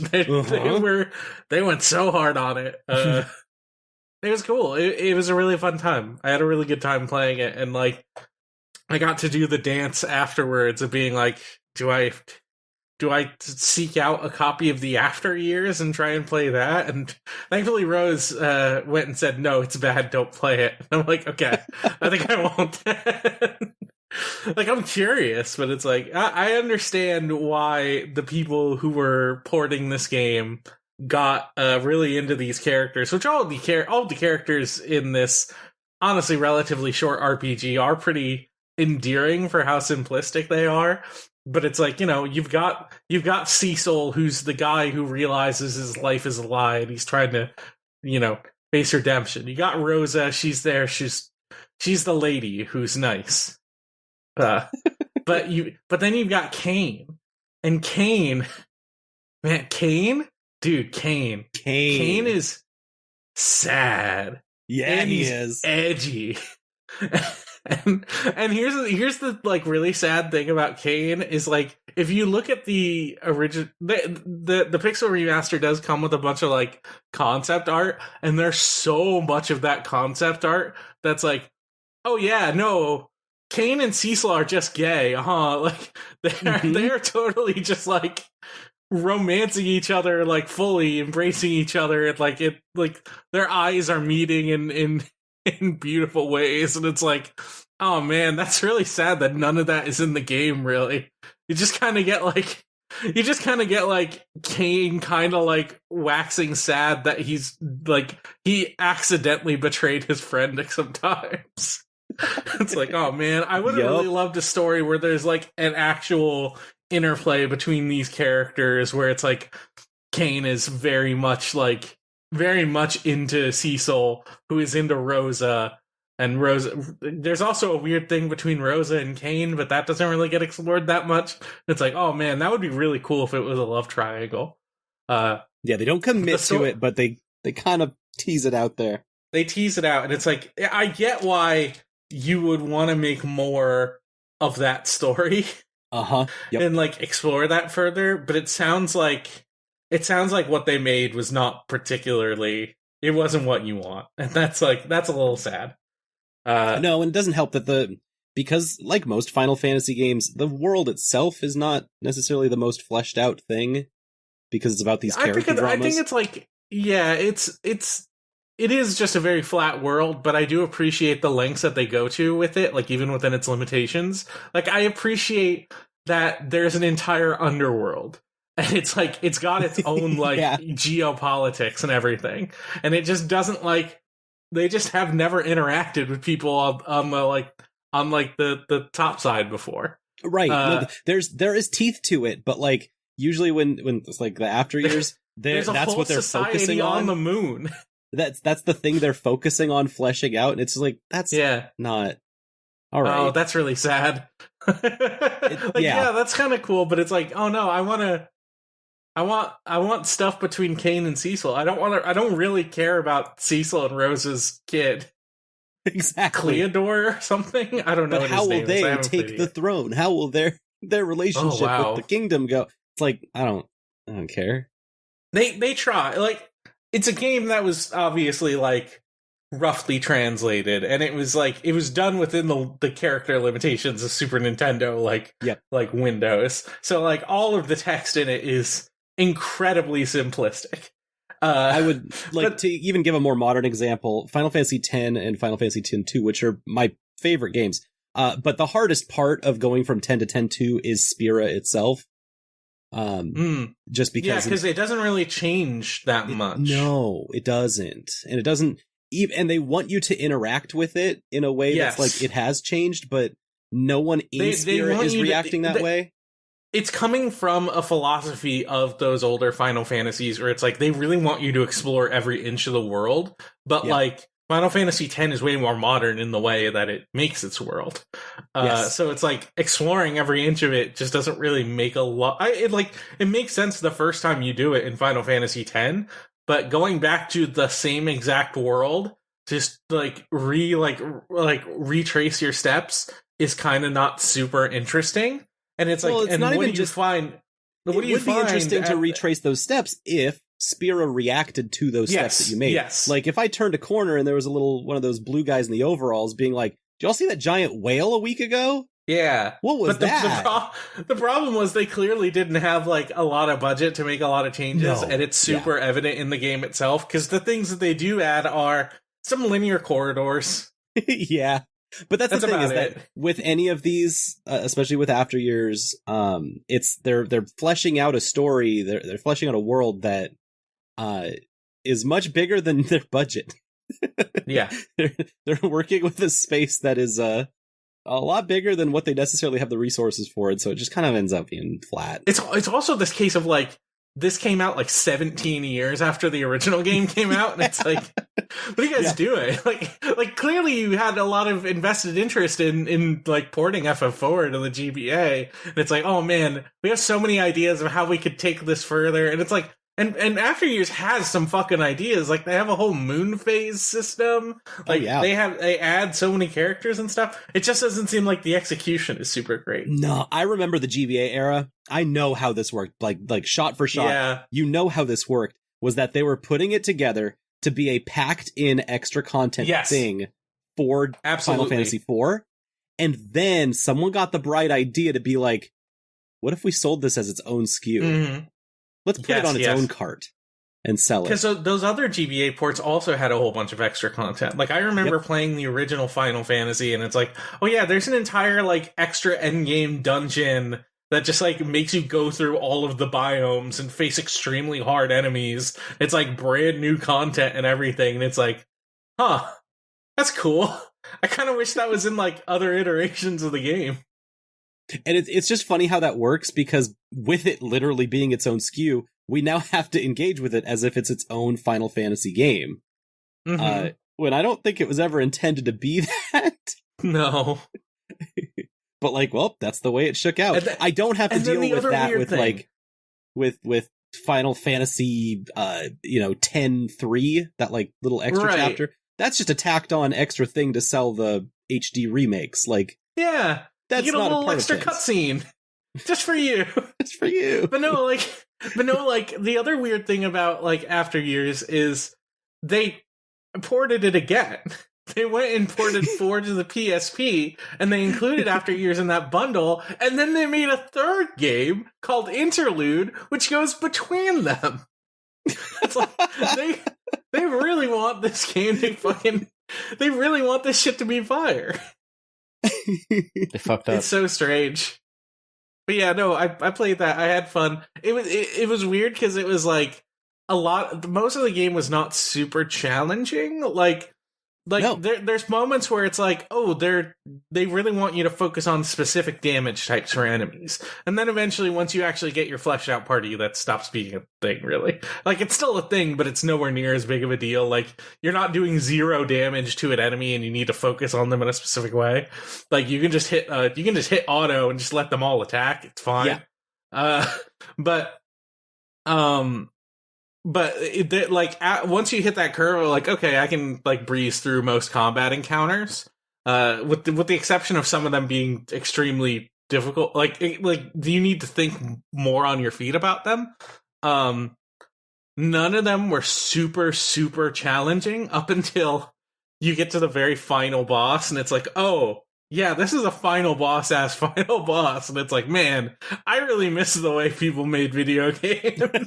I really miss when they were like, yeah, this is the last challenge. This is the thing you have to beat this game. You fool. I'm glad that's the way you take it, because I feel like Final Fantasy 3, they got all their Ghiblies out, like monsters that just are immune to all attacks for some reason, and a final boss that has like 10 times the hit points of the bosses immediately before it, so you just have to grind in the last area for like an hour. It's so smooth, and that's part of why FF4 is so successful. Yeah, I'm excited now that I've finished this to, like, play other Final Fantasy games. The reason I started FF4 in the first place was, like, I played 16 earlier this year. I liked it, and I hated it. Speaking of smooth I mostly games, liked that it. Game is smooth. That's a game-ass game. But the entire time I'm just like, man, I would love if this was just an RPG. I miss playing Final Fantasy. I should play a Final Fantasy. There's so many there's like a handful of Final Fantasies I haven't played, and I was like, I should like try the SNES ones. So I'm like, I'm in my head juggling, if I do another Final Fantasy, what I do next. And it's like, and you recommended the Pixel Remaster 2, because that seems like a version of that game where they have, like, tried to, like, fix its problems and, like, make it better. And, like, that's nice and all, but I kind of want to play a fucked up version of 2. Like, I remember my first time playing 2, and it was like, I walked a little too far north and got totally team wiped by a random encounter. And I'm like, that's what I want. The NES games will do that. Yeah. Scott, did you like the Throne Order stuff in 10? Yeah, I loved it. Okay. What if you had that on as, like, your default again? You have positional RPG mechanics, so, like, you could actually, like a tactical not game. full-on tactic stuff, but it's, like, a little bit of tactics, where it's like, oh, you have some moves that are lines, some moves that are circles. Make sure that you can get the enemy in the circle or the line as necessary, but then you also had stuff that, like, could affect your movement. And what if you could die in the tutorial? Oh, man. What if there was just a split chance that the tutorial fight could wipe That's you? really interesting. Which Final Fantasy game is this? It's the one that's called Trails in the Sky. Damn it! That's nuts. That's crazy, man. Maybe. I don't know. The Final Fantasy called The Legend of Heroes: Trails in the Sky. Listen, the reason I haven't ass out of here. The reason I haven't started another Final Fantasy is another RPG came out, and it just happens to be a remake of one of my favorite games ever made. And I've been playing the Super Mario RPG Remake as well. Wow, they made a remake of Meat and Fuck Yes. Kingdom. Oh my God! Finally, I've been waiting for the HD version for so long. Hey, I talked a little bit about it with Rose, and it's like I agree with her on most points, but it seems like the things I really like about Super Mario RPG Remake are the fact that it's Super Mario RPG. Hell yeah! So which that is sounds great. like a success. It's got like a half tepid thumbs up for me. It's still good. It's fun. It's a fun game. It's the remake of one of your favorite games. It's the remake of one of my favorite games ever made. They capture that game remarkably well in a lot of ways. Okay. And in other ways, it's like kind of like, but whatever they're trying, I respect it. Oh. But it still feels like that same game, and that's what matters. My biggest problems with it are they've added new mechanics to it, which fundamentally fine, not that big of an issue. One of the new mechanics I really, really like. There's now you mentioned Final Fantasy X earlier. There's now an option to switch your characters mid combat, and they do it really, really well. Because if you switch a character, you can't switch back out to them like within like a certain amount of turns. Like they have a cooldown on them before you can switch back to them. And like if one of your characters gets hit with a status ailment, like they turn into a mushroom or a scarecrow or something, you can switch them out even while they're like in that status, or when they're just plain old knocked out. Like you can switch them out, but because they're out of the party, like because they're out of that main line now, they're not getting like treated. So like you're not healing them, or you're not like they're not actively taking the turns to recover that status ailment. So they're basically just like stuck on the sidelines until you can deal with that. And that creates like a really new like level of interplay between those characters. And also like fundamentally it makes party comp way more interesting, because I think one of the biggest problems with the original was that Mallow essentially becomes a completely useless character once you get your full party. Like Gino is just too strong. Like Gino's really fucking powerful. Bowser's really strong. Bowser's a great physical attacker. Peach has the unique distinction of having like a full team heal spell, a healing and status healing spell, and a revival spell. So it's like, oh yeah, she is the fucking healer, and it's like you need to have her on the team if you're going to make it through a lot of these parts. Yeah, so, like the game, once you get the full party, it's basically just like Mario, Peach, and then you pick between Bowser or Gino depending on your preference. And you just never use Mallow, because Mallow's just like a pretty standard like magic user, but then it's like, well, he's also just not very good at it either. He's not good. Yeah, like Bowser and Gino and Peach, all like Peach does good damage too. Like she's a healer, but she can also do good damage, and it's just like, yeah, like you do have to wait until level 18 to actually unlock her one damaging spell, but it's like, if you're just using physical attacks with her, she's basically the same as Mallow. But the ability to switch these characters around now makes Mallow a lot more evidently useful. And they've added this mechanic where you have a bestiary now, a bestiary, and the only way to add things to it is to use Mallow's like scan ability. So you're keeping him in the party at the very least to do that. But now because everyone is switchable, like mid combat, that means Peach just like sits out most of the fights until you need to bring her in to heal. So it completely shifts the viability of characters. Because not only are you scanning characters more to fill out the bestiary and get the rewards from that, you're learning what all of their elemental weaknesses are, and you're playing into that using the magic that works, and you know which characters can hit with what. So Peach kind of sits on the sidelines only when you need to heal. And the other problem with this game is it's too fucking easy, because they've added other mechanics that completely like remove all of the challenge that the original had. There's now a combo meter. Like there's just full on like you do timed presses and that increases the combo meter. And when the combo meter goes up, like you get added effects to your attacks and stuff. You get higher damage. You get like your attack can now like hit multiple people at once instead of just one of them. So, like, it takes a lot of just being able to, like, hit the timed presses, like, when you need to. It, like, completely makes the game so much easier. And then on top of that, you now have, like, new super attacks that are just, like, big fuck-off attacks, like, to really, like, really wipe a field whenever you need to do them. And they're, like, they're nice looking. Like, they do a big old, like, cool, high-budget animation for them.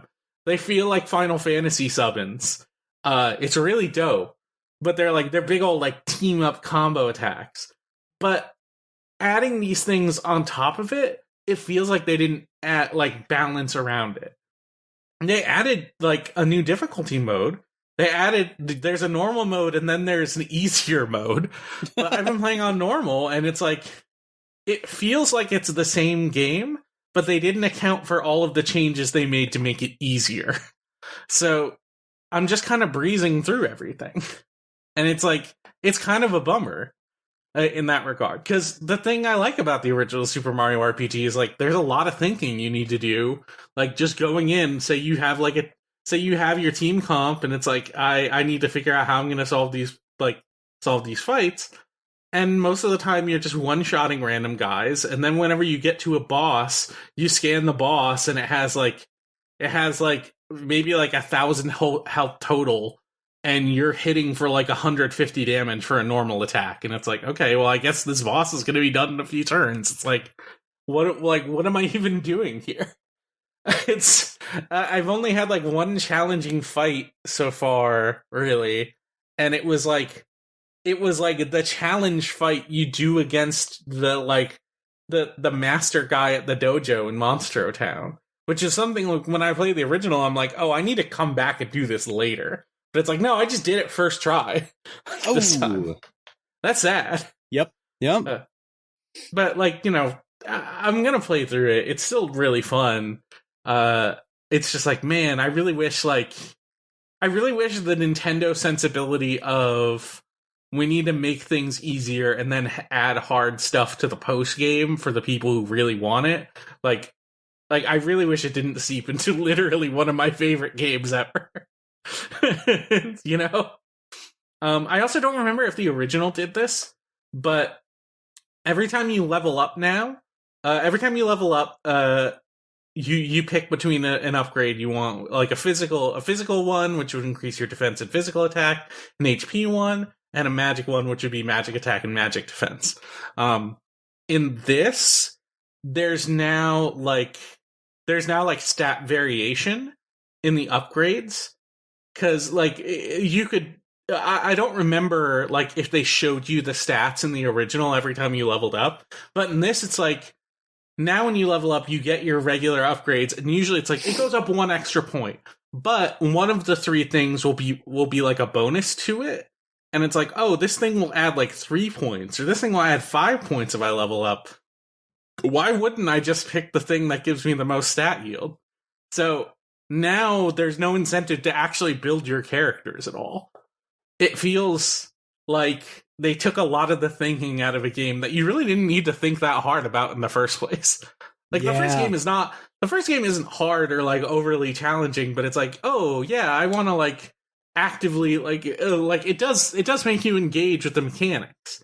And this feels like they've really added a whole bunch of things that, like, if you are playing extremely well, you are just kind of making the experience worse for yourself. Or if you just want to like blast through a game or whatever, like people enjoy playing games like that. That's fine. Not going to shit on anyone who enjoys playing games like that. But I like to think when I play games. That's the whole reason I play games, is to like challenge my mind and like bring teach me new things, try and like make me solve puzzles. And says the Tom Holland Fortnite gamer. Fortnite is a real challenge. I don't know if you know this, but it's so difficult to get a Crown Royale, which I can do regularly and easily. But no, it's fine. It's good. There are moments where like when I started the game, I'm just like, oh man, we're so back. We're in fucking Super Mario RPG. They made this game again. They put it out again. It's so pretty. I love that. But also, like Rose pointed out, there used to be things in the environment that would like point you to where hidden chests were. And it's like, oh, that's like a cool thing for noticing something in the environment, and that just doesn't exist in this version of the game at all. It's just like, oh, yeah, I guess like you have a ring that you can put on, and that'll tell you if you're in an area if there's a hidden chest there. So you can just jump around for a while until you get it, and it's like, boy, that's like the least engaging way to find secrets. I gave up and just started looking all of them up, because why wouldn't you? Like, I know there's a secret in here, I might as well just find out where it is. Not like it's particularly fun to find. That feeling that mystery is gone, and instead it's been replaced by just like stabbing around in the dark. Pretty much, yeah. Like you can jump in the area that it's like that the hidden treasure is in, and you won't find it because you didn't jump in the right spot. And it's like, oh man, that's a bummer. Well, I'll ask you the main quest for this game. There's never ever been any limits for me to ever just start playing Super Mario RPG. I've just had access to it forever. Should I play the remake first, or should I play the original? Because I've got them both. Just they're on my computer at any time. I could go play them. I would probably recommend the original, just because like it's so cool. Like the things I like about the remake is seeing how they interpreted the original game, and a lot of it is like, oh, they really went and did like full 3D animations of this very specific like sprite work that was done pretty much out of like budgetary restrictions. Yeah, it's like, oh, they went and they really hammered that home. They wanted to emphasize that kind of animation style, and it works, I think, for the most part. There are definitely times where it feels way too stilted, because like SNES sprite animations are pretty stilted, but it's like I think a lot of people are going to play this as the first time they've ever played Super Mario RPG, and I think that'll be fine, but I think you get a better appreciation out of it if you've played the original first. So I definitely recommend playing the original. Okay, cool. And now, if they added the switching mechanic to the original, ooh, baby. Ooh, now that'd be a game. Speaking of playing things the original way, how does it feel now that you've played Final Fantasy IV, which is kind of where a lot of stuff from Super Mario RPG kind of came from stylistically? They're kind of different games. Like they're very different games. They are. They're very different games. But there's a shared DNA there. No, for sure. Like the battle theme for QLEX, which is the secret like theme, is just the Final Fantasy IV battle music. Like, it's crossover between like the people who've made those games, obviously, but they're very different in philosophy, even just as RPGs of a similar era. Do you feel at least like a little tied in or keyed into the gaming industry as it was in 1994, 95, I think? No, I can't say that at all for certain. Like both versions that I played of Final Fantasy IV and Remake are they're modernized versions of those games that were released at that time. It's like I did play Super Mario RPG on the Super Nintendo. I never touched Final Fantasy IV. So it's like when I played Final Fantasy IV Pixel Remastered, I have no point of reference for what's different. Like, this is just the way I'm playing this game, and I'm just gonna soak it in. Okay. And from what I understand, it's like it's mostly the same. Like there's not a lot of major changes. Yeah, it's just like it's just bigger. The thing is that Final Fantasy IV is the anchor for all of this. Not only is Final Fantasy IV the anchor for all Final Fantasy games going forward, so like Final Fantasy VI did not get remade into Final Fantasy VI image. No. Final Fantasy VI got remade in Final Fantasy IV's image. Final Fantasy II got remade in Final Fantasy IV's image. That was what when they made the Crystal Remaster engine, they were making it for 4. That's the interpretation they took with them. When they remade Super Mario RPG, this remake that just came out, the image that they made it in was very specific. And I would say it's very similar in looks and stylings to Trials of Mana. The thing they were swinging for was, let's make a stylized cartoon remake that adds a couple of mechanics to the main like situation, and then go from there. So like any remake is political. Any remake is built out of it is not just made to be like, we will perfectly capture it 1-to-1, because that's not necessary. They've got to add value to it, and so the way that value is added is through a certain lens. Final Fantasy IV is still that lens. It is still the bar in a lot of ways, which is insane to me. And so, yeah. Like, to answer your question, it's like, I feel like these two games are very fundamentally different in design, and the only real overlap between them is that they're RPGs. But like, I guess there is some kind of like insight to be had. I'm like, oh yeah, these are two very different games made by with studios with like really close overlap. Mm-hmm. And like, this is what they've managed to accomplish. Like when you see the Final Fantasy style, when you see like the sprite work, and then you see like the extremely like beautiful stuff that they've done with the original Super Mario RPG, where it's like they did 3D modeling, but then they like converted that into sprites in a lot of places. And it's like, oh wow, they were like really trying for a new process on the same thing. And it's like, like, yeah, the fact that the Final Fantasy series, they decided this is the style that we're going to go with moving forward, and they offshoot it into something completely different is like, I think that's very like, I think that's very interesting. The fact that they were able to do both of these things within the same generation.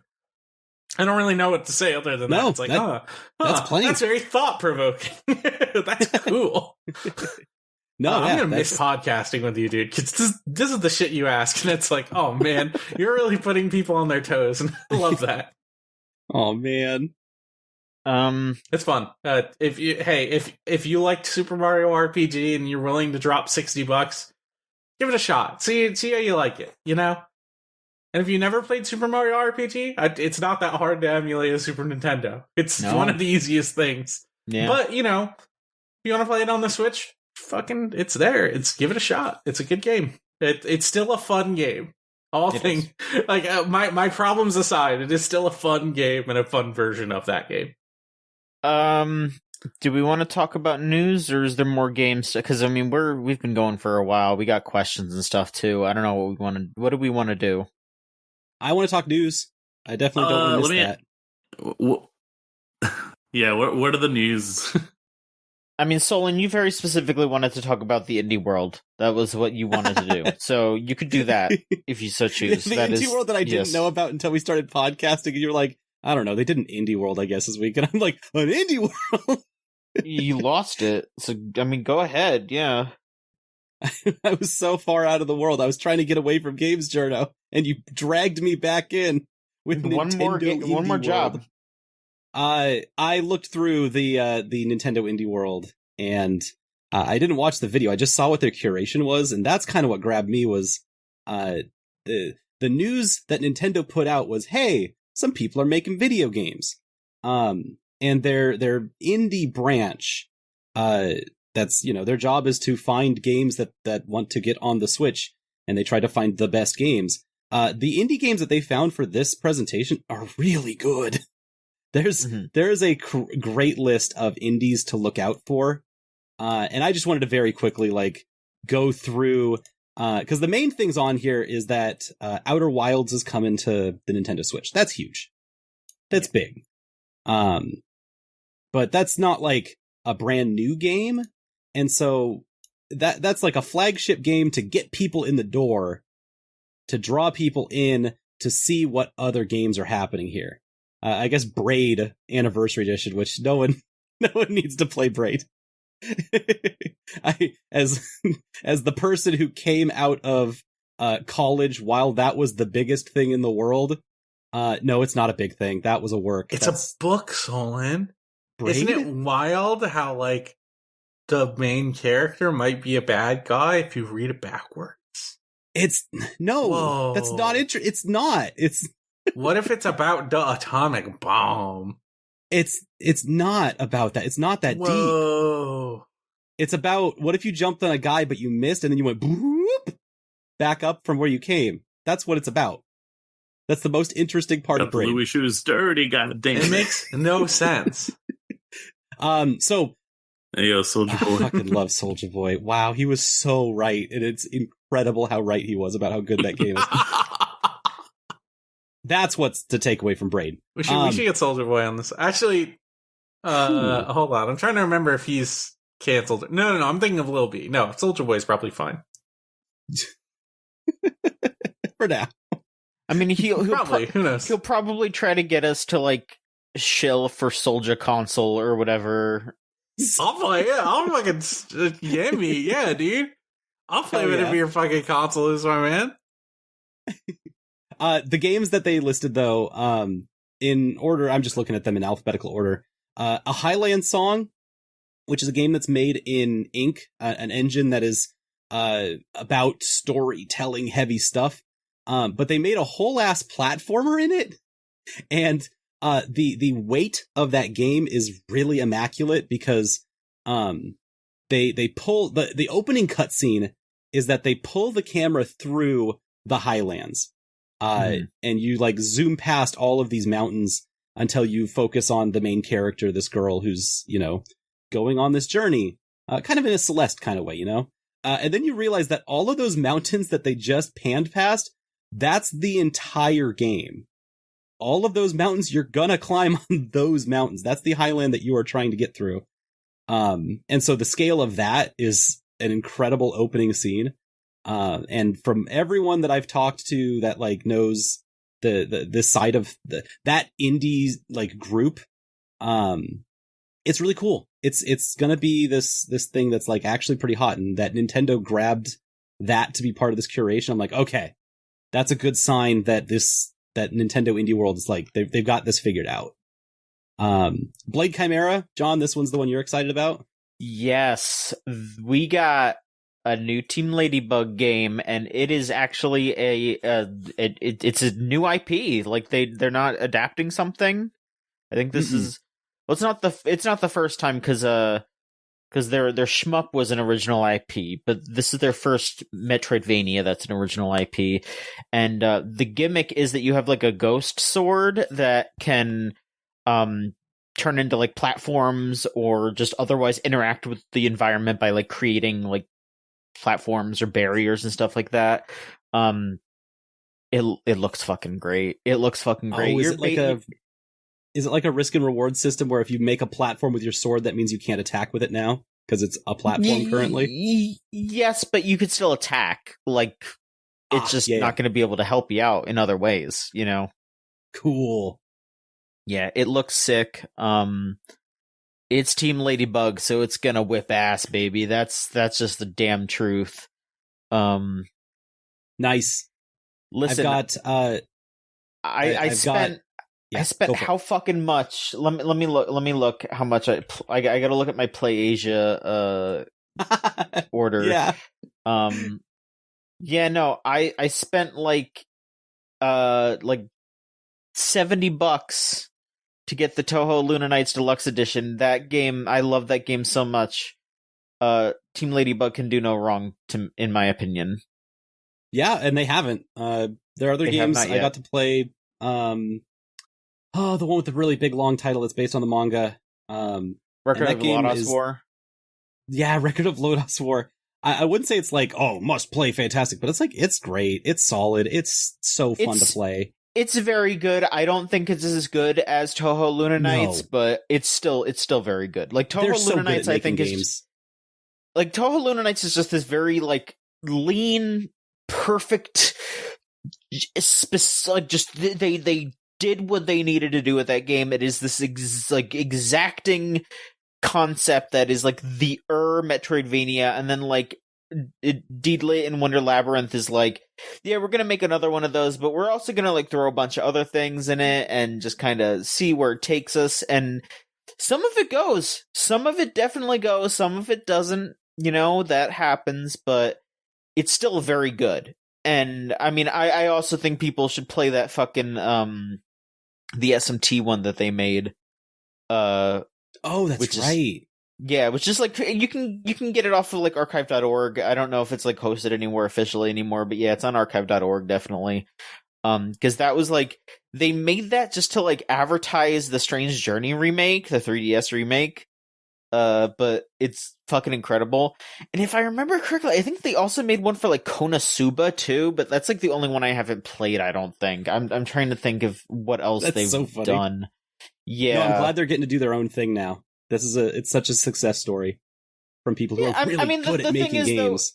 The thing is though is that like, for like their advert games, I would kind of be like, yeah, they're getting to do their, but like the nice thing is that Touhou is like something that anyone can make a Touhou game because Zun's cool.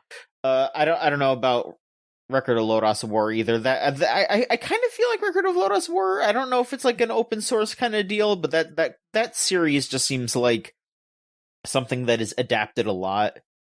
But yeah, I mean, it definitely seems like they are a lot more ready to stretch their wings and do what they want to do, but at the same time, I kind of love when they adapt stuff. I like the because the thing is though is like there have been Touhou Metroidvanias. Like there is a straight up like there's like I think it's like Akumojo Remilia or something like that. I think that's what it's called.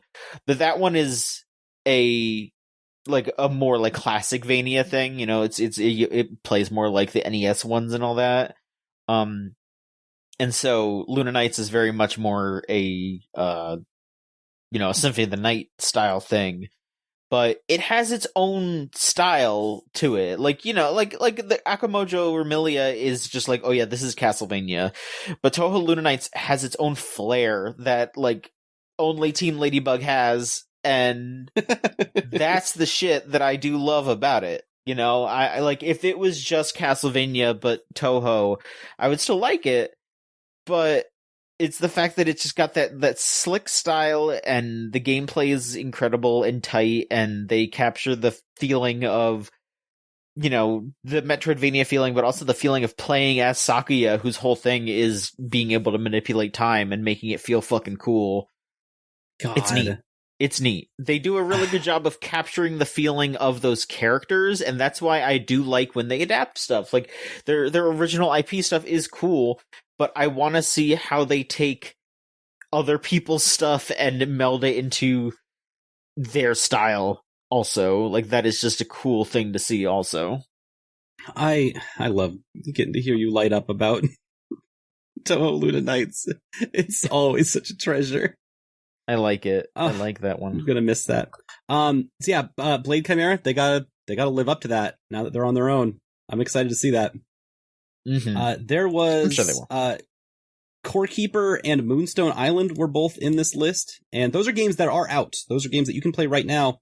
They're extremely popular right now within that top-down mining and crafting type genre. But the directions they take them in are really cool. Because Core Keeper is doing a sci-fi spelunking type thing. And Moonstone Island is about sky islands. And so you can just fall off of the sky islands at any time. And that's a problem. It's, how do you fuel your wind jet to get to the farther away islands? And there's lots of cool stuff in there. They're both very good, and I'm glad that them being in this curation is proof that Nintendo's indie group is with it. They know where the people are at and what kind of games need to be out on the Switch immediately, and those are definitely that. On the artistic side, the things that have like the really expressive looks, Enjoy the Diner and Planet of Lana and the star named Eos are all very, very pretty games. I got to see Eos at PAX when I interviewed Playism, and they're just a lot of really cool games that those are all like, they have such good looks to them. And I haven't played it, but I've heard like nothing of good. I heard nothing about like nothing but good things about Planet of Lana. Yeah, no, I'm excited for it. The other ones what was the other one that I was looking at? Oh, Gecko Gods. We've seen Gecko Gods a whole bunch of times. Cool, platforming vibes. Big old puzzle platforming thing where you're a gecko, living your best life. And then, Heavenly Bodies looked really cool. It's about being in weightlessness. What does that mean? How do you solve puzzles as like a puzzle platformer, but it's all weightless, so you're kind of just sliding things around in space. And then the last one on the list was Urban Myth Disillusion Center, which is just, it looks sick as hell. Every single screenshot, every time you see like video of it, you're like, oh, this is a game that I play so that I look cool in public. And it's like, yes. So Nintendo had a lot of different flavors with this curation that I really liked. And all of those games are the ones that I'm looking out for the most this upcoming year. Mm-hmm. Good to hear. You know, like, again, another thing that we're going to miss without you is definitely the indie touch. I hope that we get some more folks who are sort of down on the ground in that scenario. Yeah, I do too. Let's see here. Yeah, I mean, so the other two bits of news, I guess we could just kind of touch on. One of them is cool, and one of them sucks ass. So here, hey, that's a pretty good ratio lately.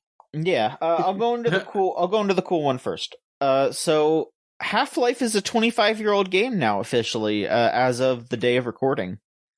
That's a good game. I'll be honest, I'm not really a big Half-Life guy, but I get why people like it. That's wild to me, John. I would think you'd be a huge Half-Life head. Yeah, what the hell, man? Hold on. No, I like every other Valve game. I have tried playing Half-Life and Half-Life 2. I get you know what it is? What? No, go ahead. I get a couple levels in, and I'm just kind of like, I'm good. It's like I don't like hate it, but I'm just kind of like, eh.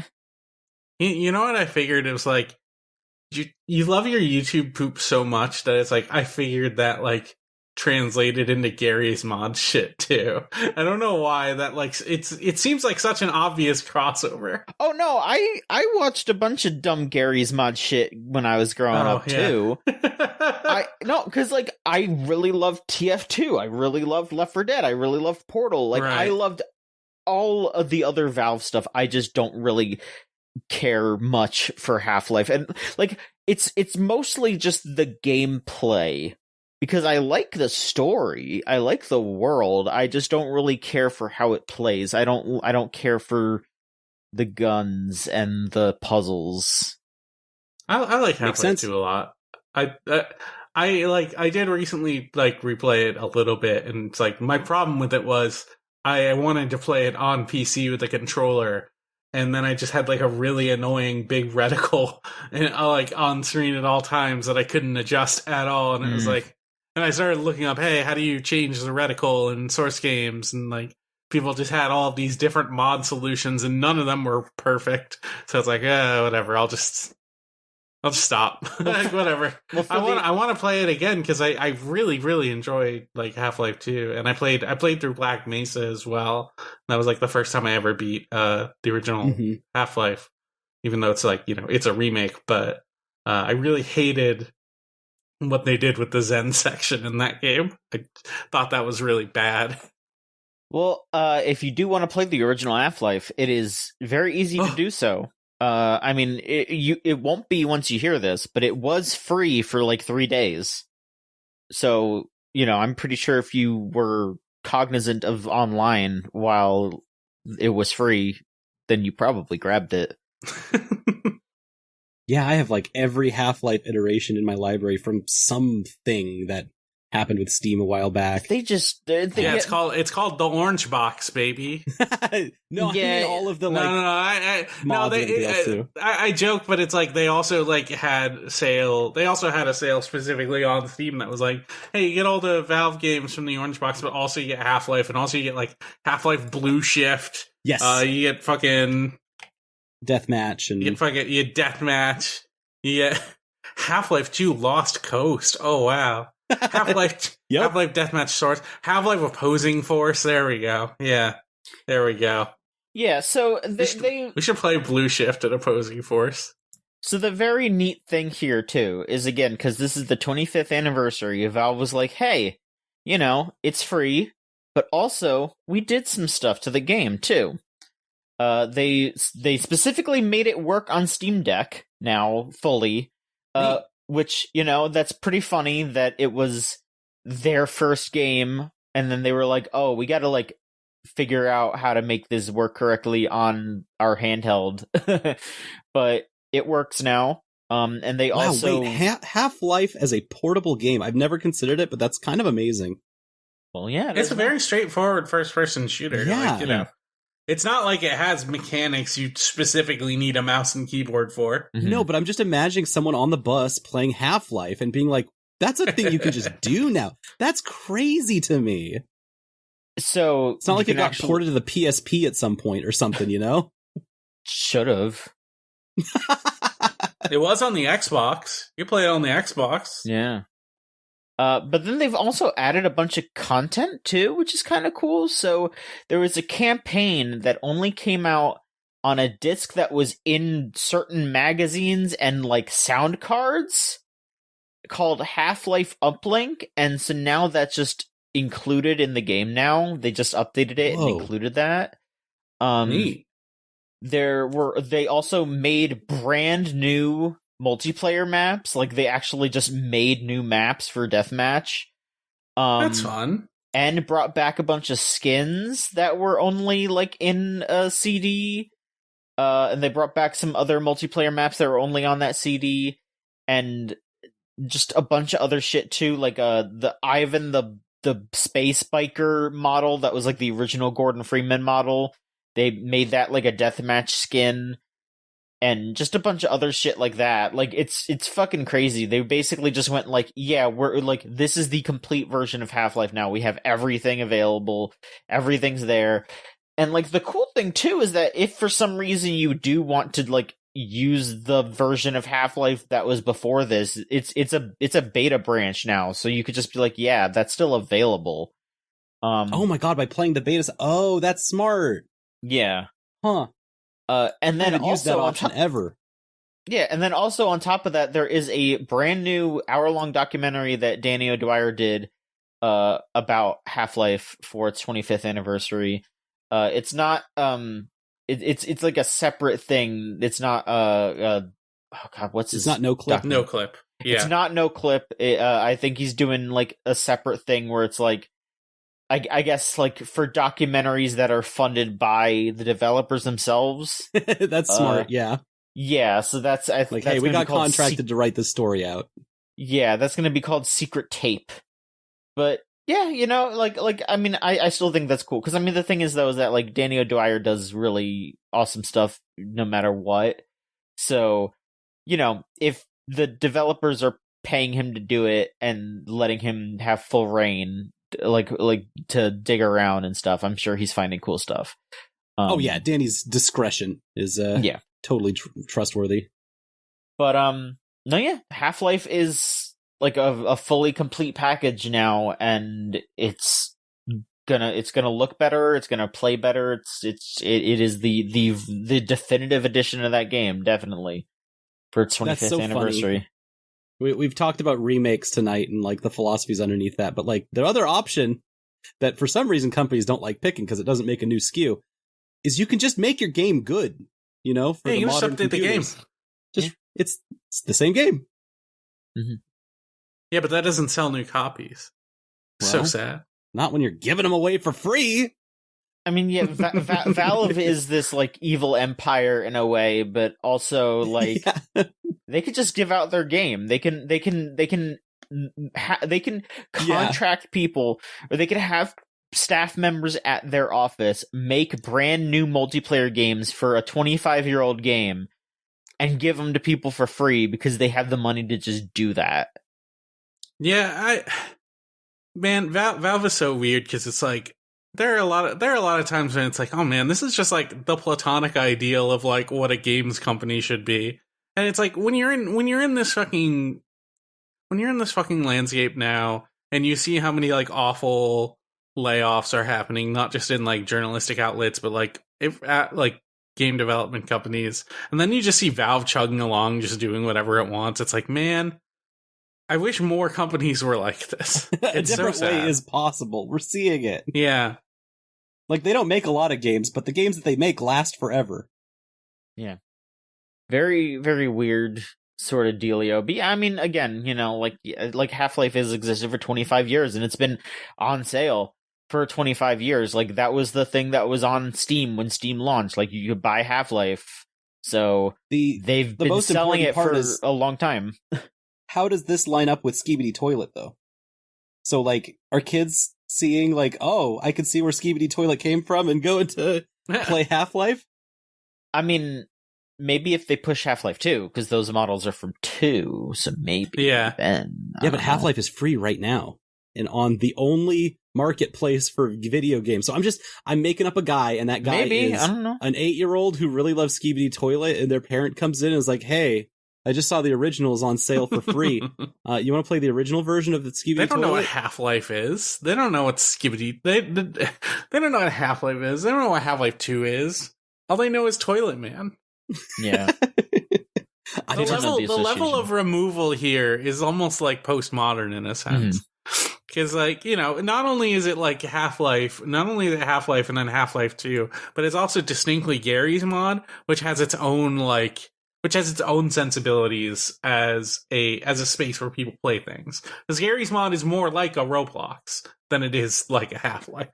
Even That's though true. it is the same thing as Half-Life. I know a lot of kids who recent history becomes their hyperfixation. Yeah, and that makes sense. This kind of hits that in a way. And so, like, one of my ex-students, I sent him the news, and he was like, I've been on this for all 13 years of my life. This is the only game there is, and the only game there ever will be. Christ. He loves Half-Life. You ever want to hear about a game called The Legend of Heroes Trails in the Sky?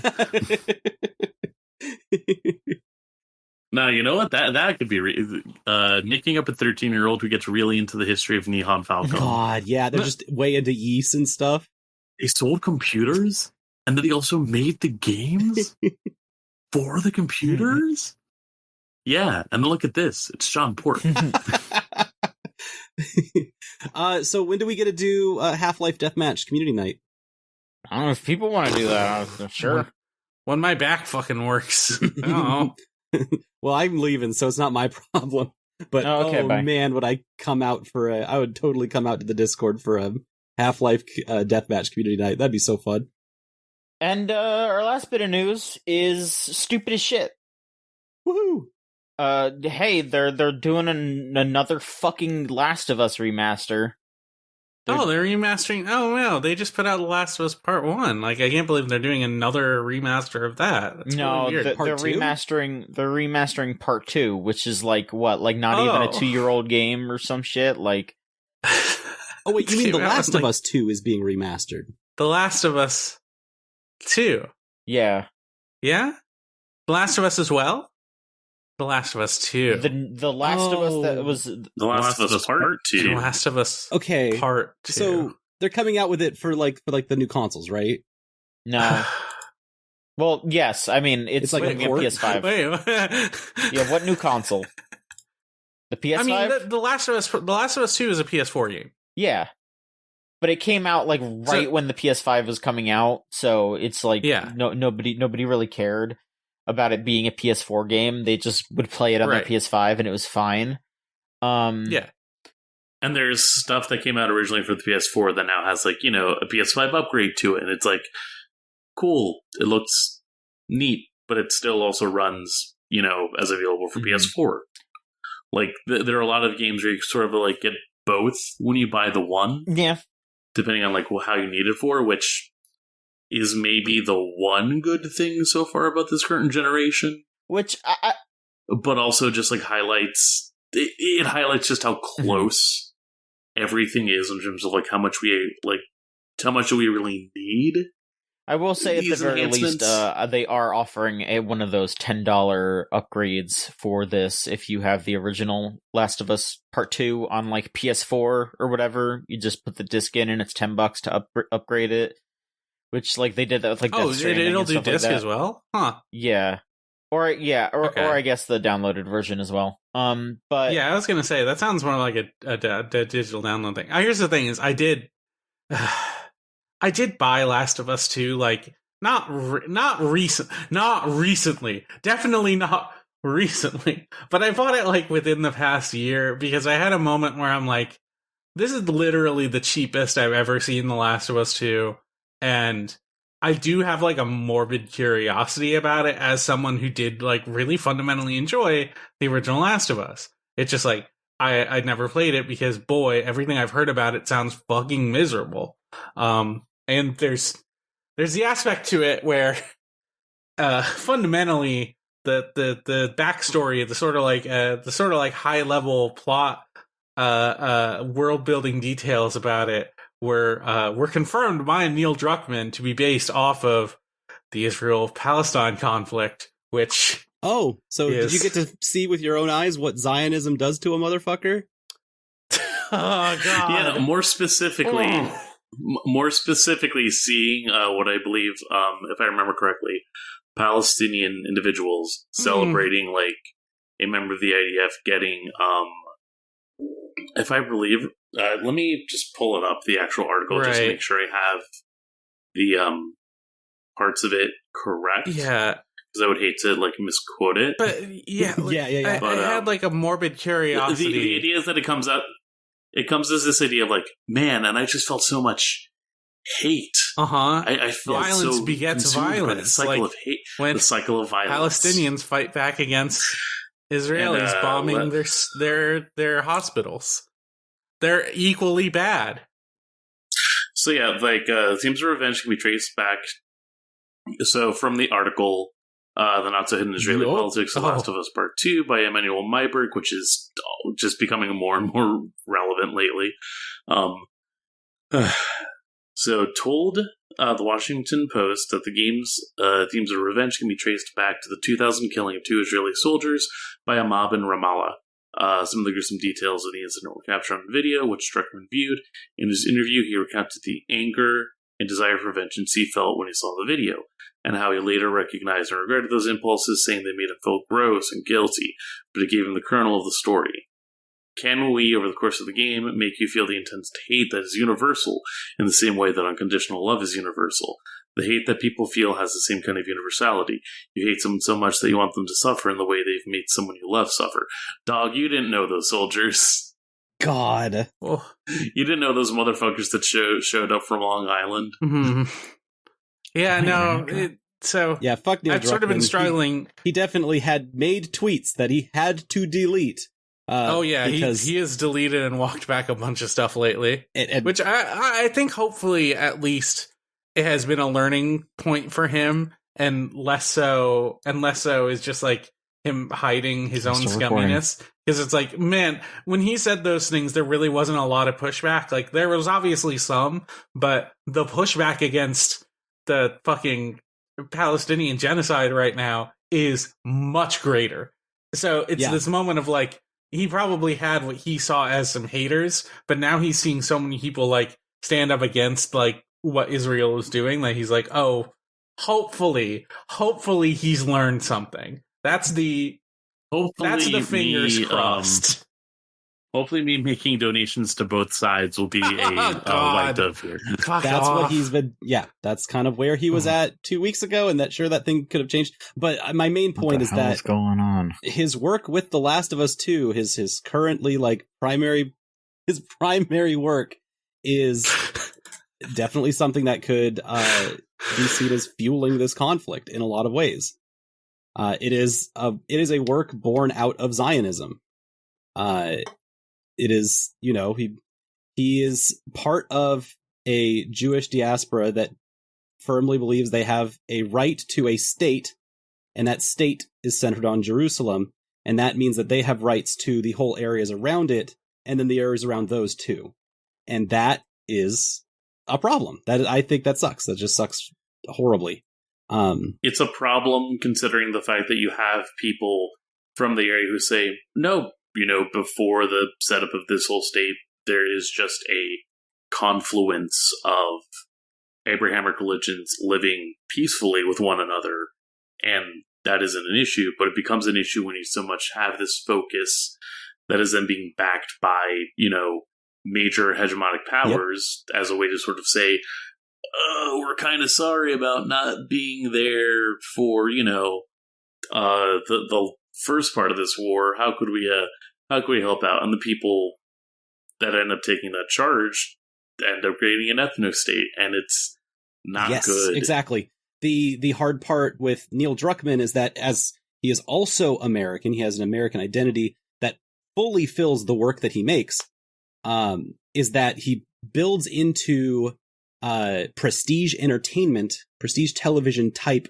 storytelling, and uses that to tell stories about the cycles of violence.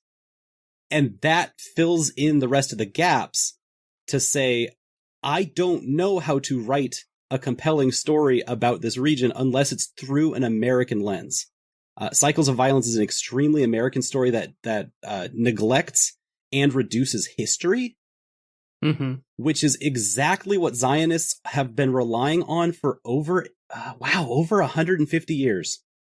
Is the whole movement of Zionism before even World War II has always been centered around, we deserve our homeland now. And anytime the world goes bad, Zionists come out of the woodwork to say, we need our homeland, we need it now, if not now, when? And so that's what people are relying on now, is if not now, when? And at no point do you look back on this history of violence that has been permeated entirely by Zionists in lots of different ways. And almost every, I guess it's pretty common, every, 8 to 20 years or so, a bunch of Zionists are going to get in the ears of the United States president specifically. We saw it happen a month ago, and it's the same exact way it happened in World War II, to say, if not now, when? And so the president will try to pick up that cause that seems so noble, without, considering how much... It's like less nobility, but more like... how much goes into that area. Less nobility. Yeah. But more so, I believe it is very much for a lot of people a worry of being viewed as anti-Semitic. Yep. But I don't even think it's that. It's that like Israel and United States are like a co-power together. Like obviously, obviously, Joe Biden is not going to not support Israel, and that's the fucking problem. Yes, correct. I'm more drawing a line specifically to the origination of the Israeli state and Joe Biden over this last month, which that also does. You're exactly right, Scott. That leads into, parts of this is about what's the word? Imperialism, global imperialism. That's the main thing. The whole reason this conflict is happening is over oil, and if you get that twisted, then where have you been the last 30 years, guys? And what's not in The Last of Us 2? The main point. This is about oil. It's so stupid. Also, it's about a power, like, wanting to take this small bit of land that they don't have just so they can fully have it. And it's like, fucking disgusting. Yep. All the fucking propaganda that's just like, yeah, we're like, we're just gonna completely blow up all of the Palestinians, reduce that land to a parking lot. It's gonna be great once we finally have all that beautiful land that Israel is. I'm so fucking tired of seeing this obviously shit. We need to do it because the cordyceps are attacking us, and Ellie, needs something to do now that she's lost her father figure. You're in Seattle. You could just go to the woods. No, you don't understand. It's something that's needed to be done. It's something that's so necessary to do because, when your father loves you. You gotta, and rather than going with your wishes of saying, hey, maybe they should, like, you know, let me do this universal good for the greater people, and instead kills an entire hospital to then take you out and then just, you know, feed his own inability to save his daughter at the beginning of the game. I will never forgive Neil Druckmann for a lot of things, but I will never forgive him for setting his stupid game in Seattle. You know why it's set there? Because it's a neutral area.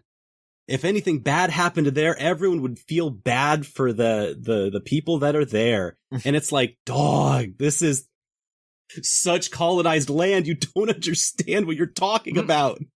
There's nothing neutral happening here.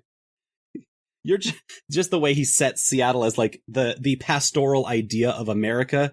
Oh, it makes me so angry. Just like shaking with rage. And now you get to see it, the full fidelity of the PS5. Gotta get that big $500 box. You'll feel the haptic feedback of Ellie playing the guitar shittily. Right, the triggers are gonna have the DualSense bullshit. They showed like 2 side-by-side screenshots of Ellie or whatever. That's like, this is the PS4 one, and that's the same shot. Is the exact same image. It's like maybe the shadows are a little better, but like, who the fuck cares? You're not looking that close. Yeah, it's pointless work. It's literally pointless work. Like, yeah, like we've talked about it before, but yeah, like these like a good remaster is fine. You know, like sometimes it's like, yeah, you know what, we gotta slap some good better graphics on this, put it on a newer console, let people experience it. Sure. Good remake, even better. Like, reinterpret it, reevaluate what made it good, reevaluate what didn't work, make it a better game, make it better for today's audience. That's also valid. But, like, Naughty Dog has made 2 Last of Us games, and there are 5 entries in that series because they remade The Last of Us 1 twice, and are now remaking the second one, and it hasn't even been out a full like 2 years. Like, it's fucking insane. Here's the thing too, is like the Last of Us Remastered, like that first actual like remaster of the first Last of Us is like, oh, they did a really good job making a really good, like, they took a really good looking PS3 game and ported it over to the PS4 and gave you options for like, hey, do you want to make sure the frame rate in cutscenes is still in 30 in case, like, you know, you prefer that more cinematic look, but you still want the gameplay to be in 60, stuff like that. Like, stuff that makes a lot of sense for if you're trying to like take a game that was like looked good but was stuck at 30 and like actually make it not only look better but also like feel better too. And then they just like with The Last of Us Part 1, they took all of the interesting creative decisions that were made for Last of Us Remastered and just like papered it over with the fucking stupid ass graphic engine that they had for 2, where it's like, oh, add more fog, add more lighting and stuff. Oh, and they did this awful thing where they redid all of the animations of the first game. And it's like, dog, like the fact that they had so many cool, subtle animations in The Last of Us to like emphasize the way characters were feeling internally is fucking like groundbreaking. It's some of the best visual work I think like has been done in a 3D medium. And wow, you've never seen them bite bread in Final Fantasy 14. You haven't seen Ichiban bite bread in Yakuza 7. True. True. But they took all of this like really amazing, really subtle work, and then like it feels like the same game was just like recasted like Marvel, like Whedon-esque directing, you know? Like everyone just like overemphasizes their animations too much in a way that makes them feel so ridiculous. It's stupid. I don't know why they did that. Amazing that just at every level, no matter how you look at this, from every direction, it's contemptible. If you are supporting Naughty Dog at this point, you are supporting the worst aspects of the gaming industry. I do not think that they will make anything that is artistically merited. I don't think The Last of Us ever. I don't think it cooks. Doesn't at all. It cooks worse and worse every year. And that them remaking it's so these things sad. now. The first game is so good. Them remaking these things now in the way that they are cashing in so fast off of their prestige television identity. And I think that if it's not clear to you that this is their business, this is what Naughty Dog is. They've been it for a long time. They've been pushing towards this direction, and they are now artistically bankrupt, fully and thoroughly. They have been for a couple of years now. You know what's so sad is, like, the last time I saw my family, like, when we were together, they were watching The Last of Us HBO show. Like, Yep. they all of them have been following it. Yep, very popular. Like, I haven't watched it because I played the last, like, Yeah. I'm not super interested in revisiting it. And they're like, and they asked me if I watched it. And I'm like, oh no, I haven't. And then, I'm not like, I don't know if I'm gonna. And they were just like, what is your problem? Like, why are you not following, like, the biggest show that's on right You're now? the gamer guy. This is your business. I played the game. Like, I already know what happened. Hey, it's fine. I don't need to see it. The war you're feeling now is exactly the war that I had when my family went up to me and they said, "Why don't you support Israel? You're Jewish." Oh, God, it's the exact same, dude. just 1-to-1. No, yeah, that's the exact same. I'm just saying, your gamer plight, it touches me in a way that's very deep. Of course. My gamer plight now is, like, even with the morbid curiosity of wanting to play Last of Us 2, like, even though I know it's bad, like, just wanting to play it, just to see it for myself is, I can't sit at my computer for very long. Like, during this podcast, I've been getting up and down just so I can, like, not fuck up my nerves. Yeah, too thank badly. you, Scott. I want to ask for extra time just so that we can savor this podcast, but also thank you for keeping your backup for all this. This is incredible podcasting work being done. But as a result, I've been, like, reclining in my living room for the most part. So it's like, I don't really have the privacy that I would have otherwise. And it's like, I feel like if my roommate walked out and saw me playing Last of Us 2, especially right now, he'd probably just be like, what the fuck is wrong with you? It's like, no, you don't understand. I just want to see what it's... I know it's bad. You know where your thoughtful analysis had. I'm a critical thinker. You know this.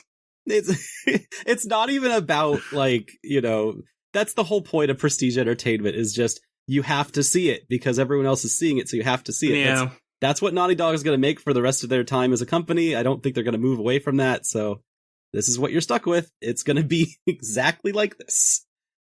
Their business model is sealed for the rest of time, so if you work at Naughty Dog, you got to get out of there fast if you want to make something that means something. That's what the original fucking writer of Last of Us... Whoa. You can make anything. I'm telling you. You can make anything. You can do better than being at Naughty Dog. You can do better than being at Bungie. You can do so much better than being at these prestige entertainment game companies that aren't making shit. They can't cook. Yeah, but you can also make Jack 4, and that'd be pretty cool, I think. Oh... Could you imagine if they made Jack 4 in 2023, how much toxic would they be just in made there? a new Crash Bandicoot, just a brand new one. Well, they did that recently, didn't they? Yeah, no, that and everyone hated fine. it. Do another one. No, About Time was good, but that was also not them. What's It it? was a different team. That was fucking Oh. Toys for Bob. That's Toys for Bob. They cook. Oh, okay. I mean, Like I was joking, let Naughty Dog do it. I don't think they should, but it's like, at least let them make something else. Like, Prestige let them Bandicoot. recalibrate. Yeah, Prestige Bandicoot. Actually, okay. No, I think we're cooking. Solemnly holding the body of his sister. Coco, no. Or is it Coco? Tawna? Yeah, it's Coco. Coco's his sister. Coco's one of them. Coco's his sister. Yeah. Tawna's the sexy lady that they Tumblrized in the new one. Okay. I'm saying that fully joking. That is not me. Okay. All right, we have a bunch of questions to do, and this is already a 2.5 hour long podcast. And I don't want to skip them. Blast some lightning round. Because Solon's gone after this. So Yeah. These are all Solon's. Solon, lightning round him. It's all you. Yeah, Solon. Wait. No. This is my last podcast. I get to savor these questions. This first one is directly addressing you. Let John do it. Let John do the thing. All right. If you want to send in a I'm not question to people who aren't Solon anymore, you can go to gamesline.tumblr.com/ask. And if you want to ask Solon something, you're just going to have to ask him directly now because he's not going to do it on here. But for the last time, you lost your chance. You're done. You blew it. You don't have a Tumblr, right? No, you kidding me? I mean, a co-host. It's the same thing. I mean, he's got a Tumblr, just doesn't use it. Yeah. All right, first question is from Cello Buster, who says, Solon, I am so emotional at the news of your departure. I know you'll live a beautiful life. I know you'll be a star in someone else's sky. My question is, what food would you like for your last gamer meal? And then I'm gonna interrupt and just say that LV also asked what your final meal is as well. So we have multiple people asking what your final meal will be as a gamer. What's my final meal as a gamer? Yeah, you can't play games anymore after this. Okay, yeah. Yeah, now that you're a dev, all you can do is make games. You can't play them anymore. I'm getting off the Gamesline. I'm getting off the train. I'm waving goodbye as it pulls out of the station. I left all my consoles on the train, and I do not realize that they are driving away without me. My last gamer meal, I shit you not, this is what I'm drinking for the podcast, is a can of Sonic the Hedgehog Peach Rings G Fuel. Wow. And it has 300 milligrams of caffeine, and I am feeling jittery right now. I am seeing the rings like floating in the far distance that I could probably spin dash to grab right now. And yeah, this is the official drink of esports, and I think it will probably be my last meal. I don't know if I will survive the can. It was $1 at the gas station because they're trying to get rid of them. And I'm like, oh, this is for me. This is sustenance, clearly. It's horrible. I'm sorry that you're going through this. I did it for you, John. Are you? No, I did it for me. You're doing it You're for right. you. I shouldn't put that on you. Yeah. All right. Spencer also sent in a question. Everyone who's fucking working here is sending in questions for some reason. Spencer says they want to talk to Solon. Yeah. What is cry? I'm gonna miss you guys. I mean, you're gonna be around anywhere. Well, guess what? You can actively visit Spencer. He's like, yeah. We're if I'm going to put people on blast, the town that never fucking says hello to anybody in person. No, it's different with, you don't understand. It's different with Spencer. I get it. Skeleton laws are in place. Yeah. What's the question? What is the most difficult or most interesting challenge run you think you could pull off for a game of your choice? Solon is not allowed to use marathon mode as the challenge modifier because he does those all the time and his power is unlimited. The most interesting challenge run. That's a really good question because, yeah, like I play games for a long period of time. That's no problem. I'm really bad at Iron Man modes because my brain doesn't work. So I'm good at like doing something bullheadedly until it gets done. But anything that takes like finesse, that takes tactics or something, I usually get too distracted and I will ruin like an Iron Man run of like XCOM by seeing like, oh, what does this rocket button do? And then just everything's gone. It's over.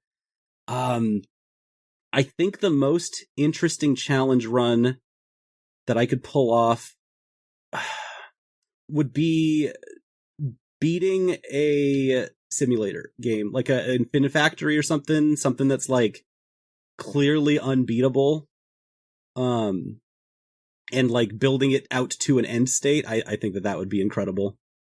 The other thing is I tried doing the opposite of that. I've tried doing like speed runs here and there, and I did a little bit of it on the Extra Life stream.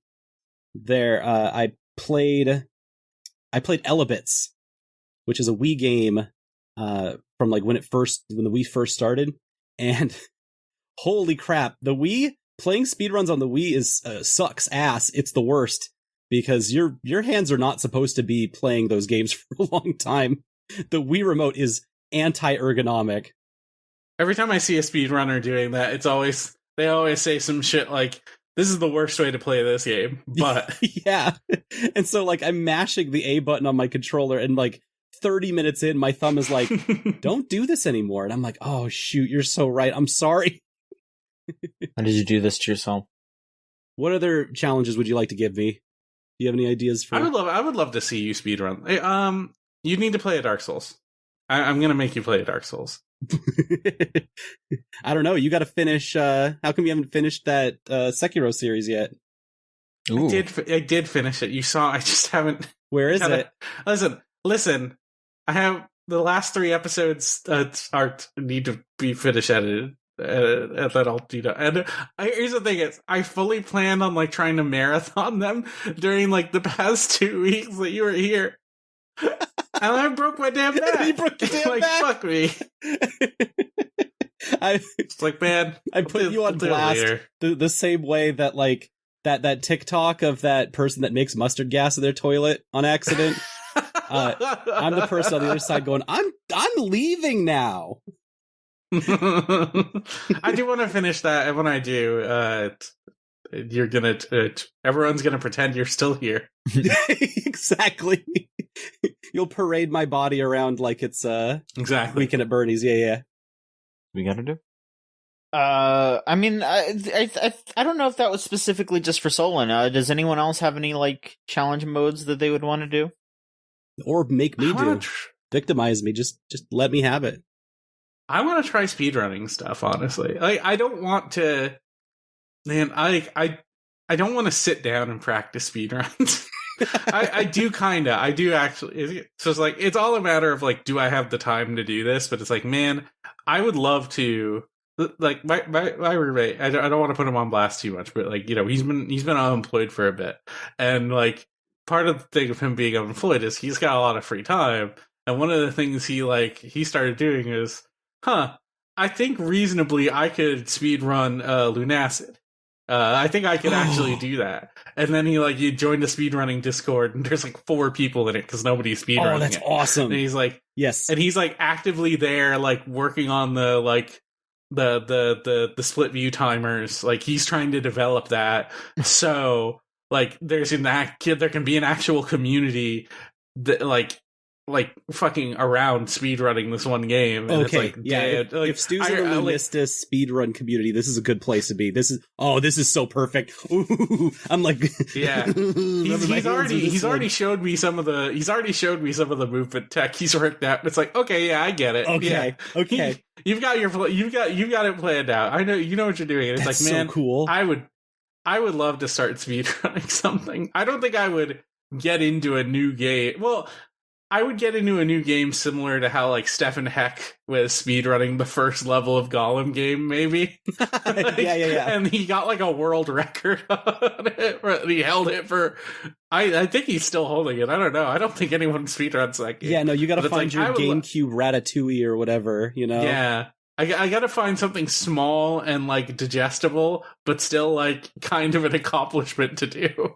That's what I was looking for. Was I found Elebits because I was looking for a niche game that I think represents me, but also doesn't have a community around it so that I can kind of figure things out and lab things out myself. But then I'm running into the trouble of, okay, how do I solve the problem that the speedrun at best could be an hour and a half of mashing the A button constantly. Right. And so I am now going to try doing runs where I hook it up to one of those Wii zappers.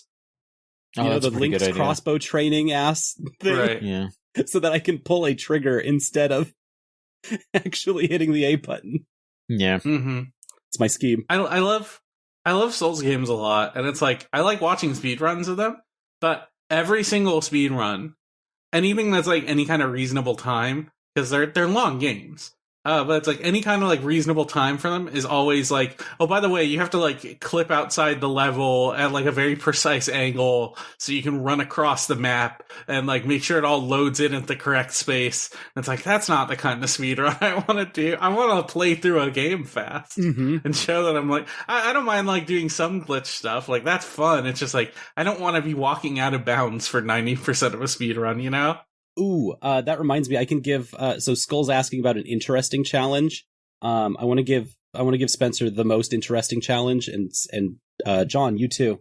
Low PP runs of Pokemon, where you keep track of your PP usage and you cannot use more than the allotted amount.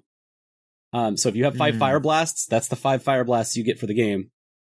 Meaning that you have to use, a lot more Embers, a lot more of the Razor Leafs, use those to their fullest before you move on to the bigger abilities. Or figure out where in the run you use those. I think it's a really neat challenge. I love how, fucked up Pokemon is in the sense of, those games are so fundamentally easy that people need to keep finding harder ways to play it. Well, yeah. Just to get that same rush. I'm gonna be honest, I think that sounds like ass. I would never do that. It kind of does. It is kind of ass. I would love to see a John Nuzlocke, though. I no. Nuzlocke is fun. I like Nuzlocke. The part it comes from is that this is from Furret, who developed this whole idea. It is building a game around that idea. That's sick. And they came from the idea that Nuzlocks are not fun. They are sad, and they're easy. They're either easy or you die in the first route. And yeah, it's the kind of thing where it's it's fun in the sense of you can build, as long as you're in control of things, you can build up a party, you grow an attachment to a small set of Pokemon because you're not catching, you're limited to what you can catch. Yeah. And you're making the things that you have work. And when it's when you're on the ball with that, it's really fun. Yep. But then it's you might fucking have a bad boss fight and lose 4 of your guys. And then it's well, fuck. Yeah. I guess I'll look into my box and see what I can find. And then it's oh no. And then you just get in a death spiral and it's Nuzlocke is a story you have to grind those guys up. It's a folk rule set. And the point of it is to answer the question, hey, where do Pokemon go when they get knocked out? Why don't they just die? Right. It's very, very normal. That's where folk, rule sets kind of come from. And I like this one because it answers a mechanical question instead of a lore question. It answers the mechanical question, why does PP go back into the Pokemon? Because they go to sleep and they come back and they're well rested. Yeah. What happens if you just run out of PP and you just can't get any more? I don't know what it would be like if you ran out of PP. Exactly. I'm always getting more. Yeah, Furret's just the actual struggle session, Pokemon struggle session. The Furret Turret PP Max rule set is very interesting to me and sounds like hell. And every time they play it on the stream, I'm like, that's hell. That's hell. They've got the little notepad to keep track of every single PP used. Yeah, that's frustrating because the game can't do that. It doesn't. The engine is not strong enough to keep track of. So just like in a Nuzlocke, where because it's a folk rule set, you have to manually get rid of the Pokemon. Here, you have to manually keep track of the PP because the game heals it up automatically, constantly. It's so funny. John, I would love for you to at least do an easy Nuzlocke. I think you would have fun with that. I don't want to do a Nuzlocke because I'm weird and I just like to have the Pokemon that I want to use. But I would maybe do a monotype thing or something. That sounds kind of fun. Ooh, monotype ones are really fun. Especially because I keep accidentally almost doing monotype runs because I like steel types so much. I keep just using a bunch of steel types. Oh, that's so tricky because you're not going to run into stuff that's, good for the early game. And you're not going to run into stuff for the late game. But your middle game's going to be so awesome with steel types.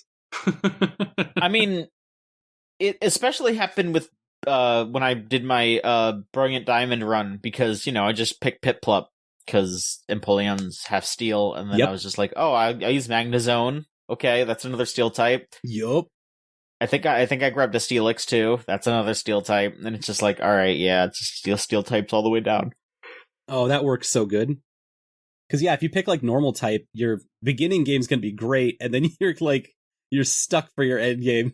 I mean, they've added something weird that they have done recently that I honestly think they might have just done it just so they could be okay, we fill out the slots. Is they've made a lot of Pokemon that are just blank normal, oh, this is fire normal, this is electric normal. It's just okay, yeah. Sure. Well, yeah, because the emphasis is the normal Pokemon are just animal. They're just mammals, And it's I like the emphasis of oh yeah, a lion would be fire normal, huh? Like, if it just had some fire, but it was still mostly a lion. Because a ponyta is not normal. A ponyta is covered in fire for the most part. That's the distinction. That's so funny. I love that. Yeah. So, and I also think like the interesting thing with normal types is like they have gone out of their way to make a whole bunch of different like very interesting normal type moves, and they do like a bunch of weird like status effects and stuff. And a lot of Pokemon are like normal offshoots that like have their own unique sets to them. Like it's strange. Normal, I think, is a totally viable monotype you could do because you have so much different stuff you can work with. Mm-hmm. Others might be a lot harder. Grass that'd be tough, I think. Rock, forget about it. Yeah, that's just asking for trouble. All right, let's see here. Anonymous asks, is there a game from the past year that you wanted to mention for Gamesline but didn't? I guess that's for Solon specifically, because, I mean, you know, the rest of us can, I guess, but...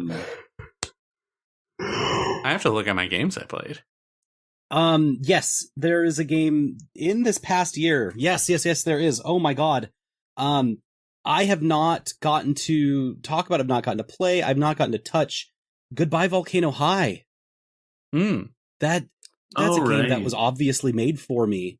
And the moment that they announced, like, well, we pivoted away from doing a story, a visual novel, we went towards doing a rhythm game for this, I turned off immediately.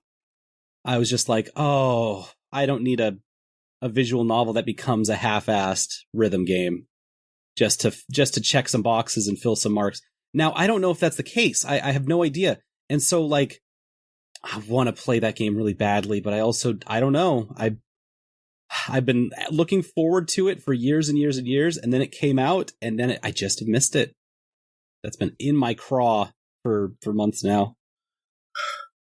I'm annoyed that we haven't been able, or me specifically, because I love these so much, like, I haven't been able to talk about Hi-Fi Rush at all on the site. Mm-hmm. Yeah. Maverick, you've done a lot of work mentioning a lot of different games that have been really exciting this last year. It's hard to believe that you said that. I'm like, wait, you didn't write up Hi-Fi Rush? I swear you did. I didn't. It was January, but like, if I remember, I might have just been like down enough to not actually do anything with it. But fucked up. You were between. Fuck it. Why don't I just go back? No, January was rough for you. I remember. Why don't I just put a little end year thing real quick? It's not going to be like, well, you know, as I figure out Game of the Year stuff, but it's like that we've mentioned Pizza Tower at least in like the actual podcast, but to not have any write up about it, and more specifically, like the way it very much like clicks a specific, you know, mentality or like aspect of like nostalgia bait that I don't think a lot of other games is interesting to see. But then, of course, there is also a lot of its other, like, controversy in a way, just based on, like, specific depictions of stuff in, like, levels. Yep. And there's all that blowout, but also it's like, I don't really know what the fallout of that really came down to be. Not to, like, paraphrase too much, but it was like, hey, this guy, like, when he was younger, said some stupid shit. And then, like, you know, he got older and was like, oh, yeah, that was really stupid of me. I'm sorry. And then, like... Yeah, I figured that was the end of it. It was very specifically, like, there was transphobic stuff that was said. And then, like, actual trans people that he worked with recently were like, yeah, this dude is just not like that. Like, that is just not who this person is anymore. Yeah. Which, you know, that's ultimately, like, if there's active progress in, you know, changing your community stance, you're doing something right. Unlike some other Minecraft YouTubers.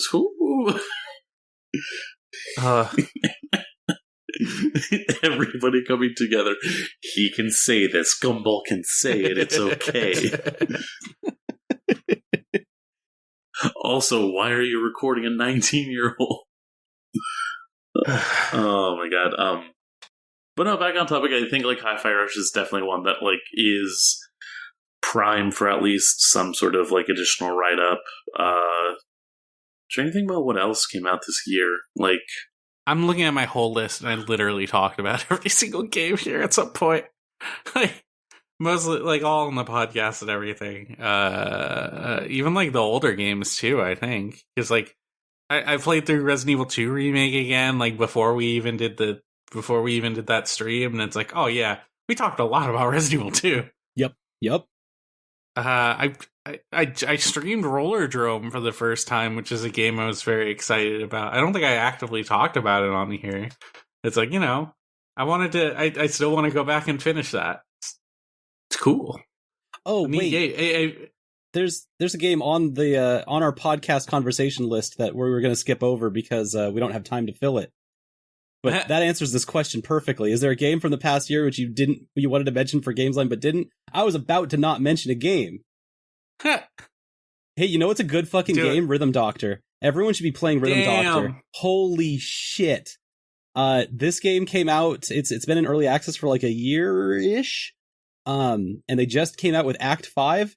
And if you I cannot like tell you enough. If you like Rhythm Heaven, Rhythm Doctor is by 7th Beat Games, who also did a Dance of Fire and Ice, which is one of the most mathematical brain genius rhythm games ever made. It's a really good game and must be in all of your libraries. Holy shit, it's awesome. Rhythm Heaven, instead of being abstract mathematical amazingness, I wanted to use like more baseless words, but it doesn't matter. Dance of Fire and Ice, awesome.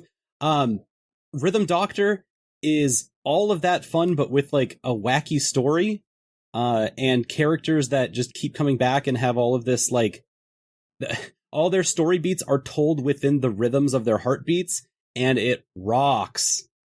The music that's really cool that they made for it, like 7th Beat is a weird game company. They're really bizarre. And because of their reputation for making like really mathematical heavy rhythm games, brought a whole bunch of like technical DJs together, like musicians who like really make that deep shit, because they were challenging themselves to make something that works to tell a story in just a simple rhythm game. And the ways that Rhythm Heaven breaks your computer as you play it is unreal. Anyway, that's I want to make sure that does get mentioned at some point on Gamesline, because wow. Well, there you go, done, nailed, checked it off in the coffin. Thank you. Shulis asks, how refreshing is it, Solon, that you finally get to give up the gamer persona and stop pretending? we know how much you're into novels. You just like, you never talk about it. You have no idea, Shulis. You're free. You can just stop. That's the thing. You can finally talk about Agatha Christie. I'm not a gamer anymore. You talk about Kurt Vonnegut. You know what I am now that I'm not a gamer? What are you? A game developer. Oh yeah, that's it's a, and you know what game developers are absolutely not? Gamers. They have no idea how games work or how to play them. Oh, I was gonna say smart. That's damn. No. We're putting the nail in the coffin today. Smart. Look, I've been working with this. I interviewed a whole bunch of the packs. Game developers we wouldn't be game developers if we were smart. That's the whole thing. It's. Listen, I'm just saying, like, from my experience talking to people who've gotten into games, the things they have stopped doing the most is playing games. That's correct. They just don't have the time. They're making games. Shulis is way more correct than maybe he knows. But what pastimes can you finally embrace now that you're no longer a gamer? I'm putting aside all of my pastimes to make games. That's the whole thing. That's the whole thing. And when it fails, I'm going to college to get a master's degree. That's the gimmick. Just take a painting. Ooh. I could get into glass blowing. You can do whatever the fuck you want. You're free. Bro, you should start messing with DAWs. I would love to hear your fucking remixes. I'd make a. Okay, I'll drop a beat. Yeah. Okay. Yo, bro, if you need music, let me know. I'll make some loops for it. Yes. Let's hear. This is the person you were talking about earlier. Ferret Turret. Ferret Turret sent in a question. Solon, do you have a most favorite and a least favorite Gamesline memory? Aw, I would love to hear y'all's favorites and least favorite Gamesline memories. So favorites. I have a memory of a time on this podcast where, who is the publishers for the SpongeBob games? I'm trying to remember. Nordic? THQ Nordic. THQ Nordic. I wrote a letter disparaging THQ Nordic that was like extremely impassioned because they did some head ass shit, and yeah, I don't even remember what it is, but I'm still mad about it anyway. They're dumb motherfuckers. They were some dumb motherfuckers. And I was like so inspired that day at work that I wrote an entire letter chewing their ass out. And then y'all let me read it on the podcast and went, whoa. That's pretty good. So that one, it just sticks out for me.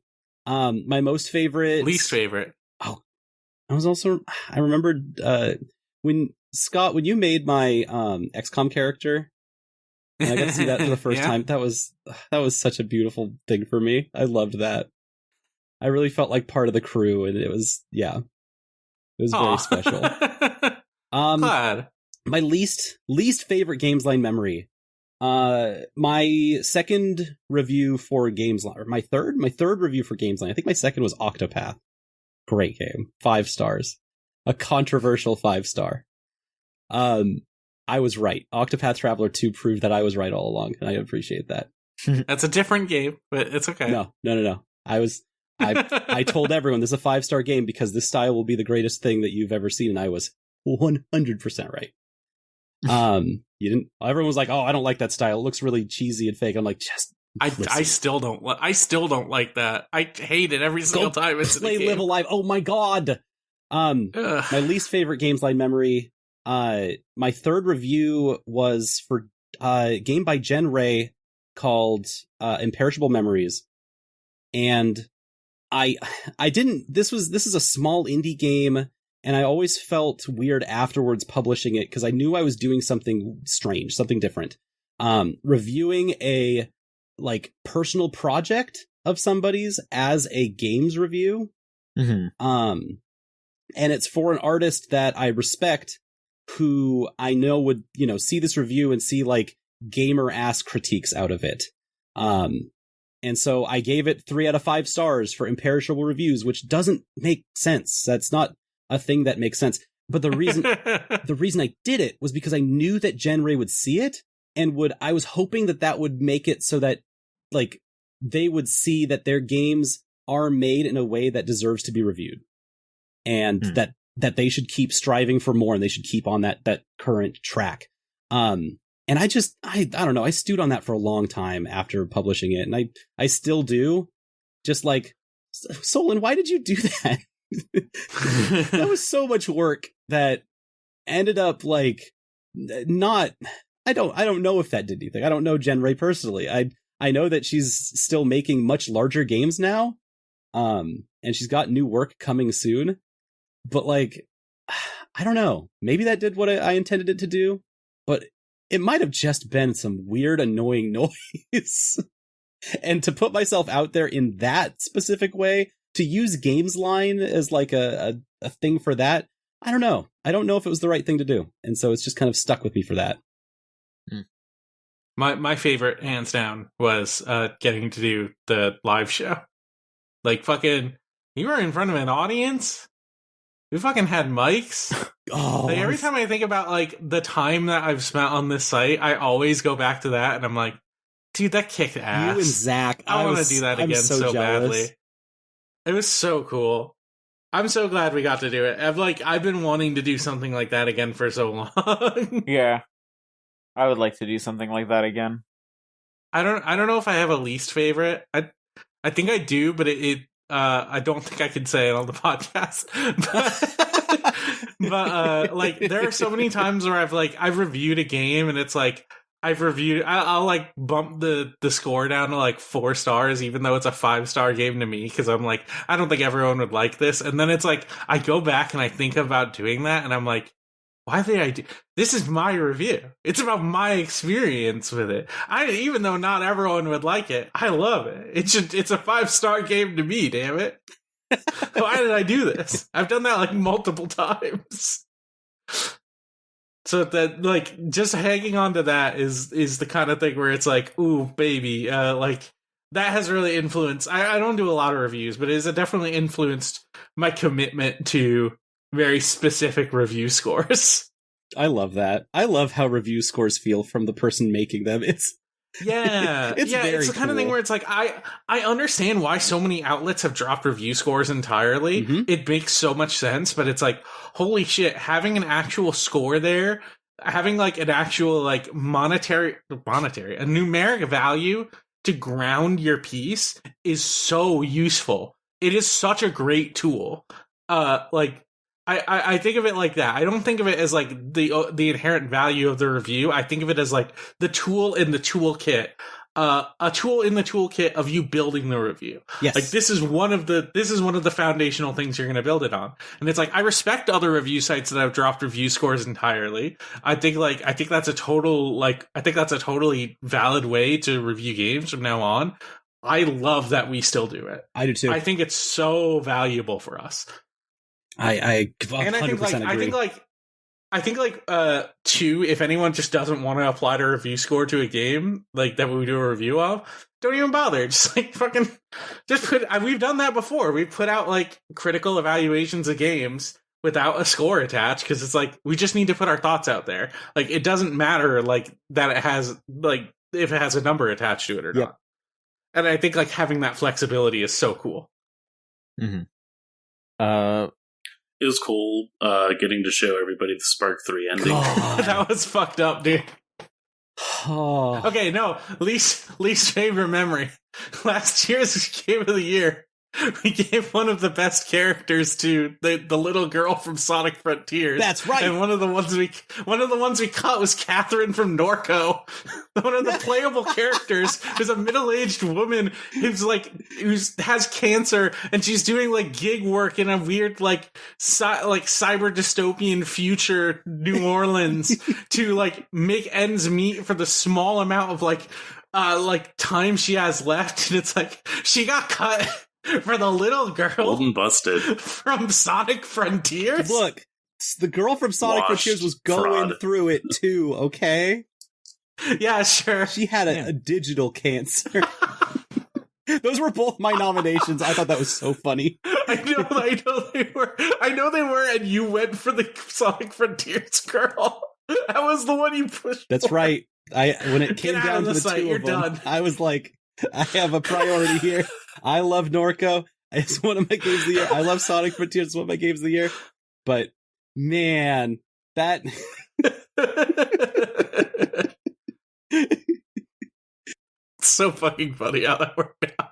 And that wasn't even for first place, like Uni from Xenoblade. No, it was a runner-up. It was a runner-up.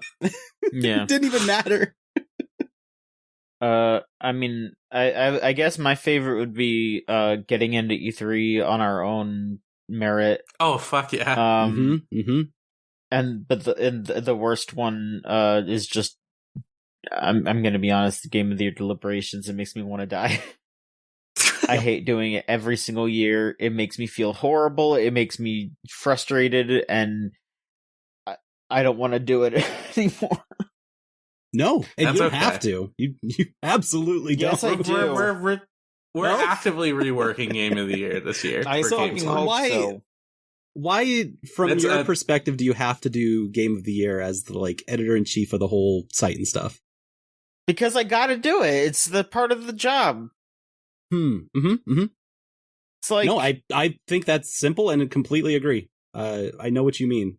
I mean, like I don't want to fucking take out the trash at work, but I gotta do it.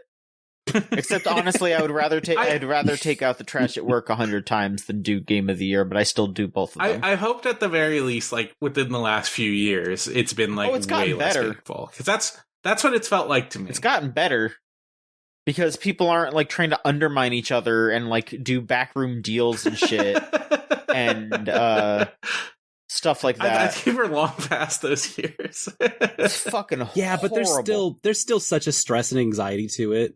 And yeah, which is so bizarre. Nobody knows this. Nobody knows how much like anxiety and like weird. I think we talk about like what we go through in Game of the Year every year, like a little bit, and it's like it's sort of like osmosis of it seeps out that it's like it's very stressful delivering through all this stuff. It's fun from the start because it's like I'm gonna pick every single thing that I like from this year, and like I'm gonna pick the things that I like from it. I'm gonna put it on a list, and then you see the whole list, and you're like, that is going to be hours of stuff to talk about. Mm-hmm. Jesus Christ. And it's like, and then you have to think about like, okay, well, how am I actually going to defend these things? What is worth defending? What isn't worth defending? And all of that becomes such a time consuming mess.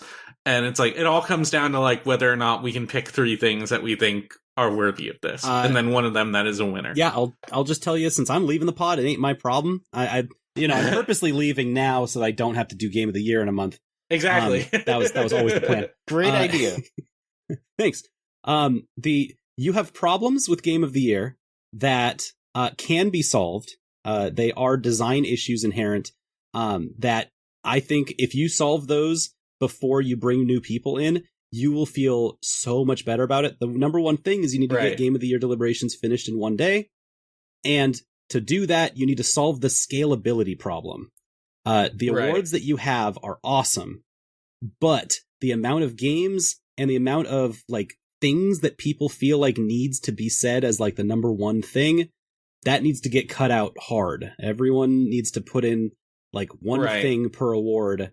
And before you even do deliberations, you need to get it down to like 5. Because if you can solve that scalability problem, then you're totally good, and it'll make the whole thing so much more fun.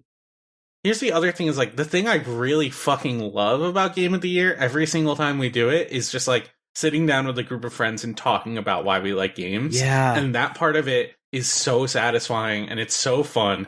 And it's the part every single year that we never record or put out for other people to hear. And it's like, man, we have to, if we're doing something like that again, we need to make sure no matter what, this is what people are getting from it. Oh, this is us having the most fun. Because like it's a lot of work, but it's like it's also like it's a lot of work, and a lot of it is like us being raw. But it's like at the same time, like it's so fun to talk about these things. It's like the reason why we stopped doing it is because it led to that performative shit.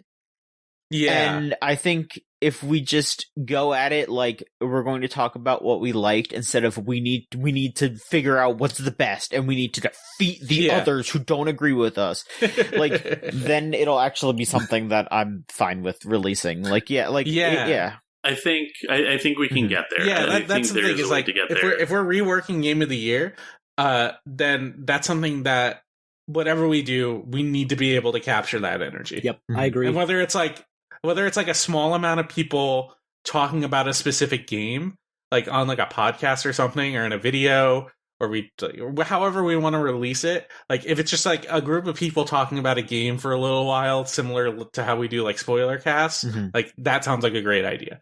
Again, I feel like as well, like there is much that we could say about the games that are a part of a category. It could also be down to just like how adamant people are about specific categories sometimes. I need you to actually publicize all of your deliberations now that I'm not going to be there. I just realized if I don't get to see the deliberations, how will I know what to play in the next year? Exactly. If I don't see what LV's nominations are.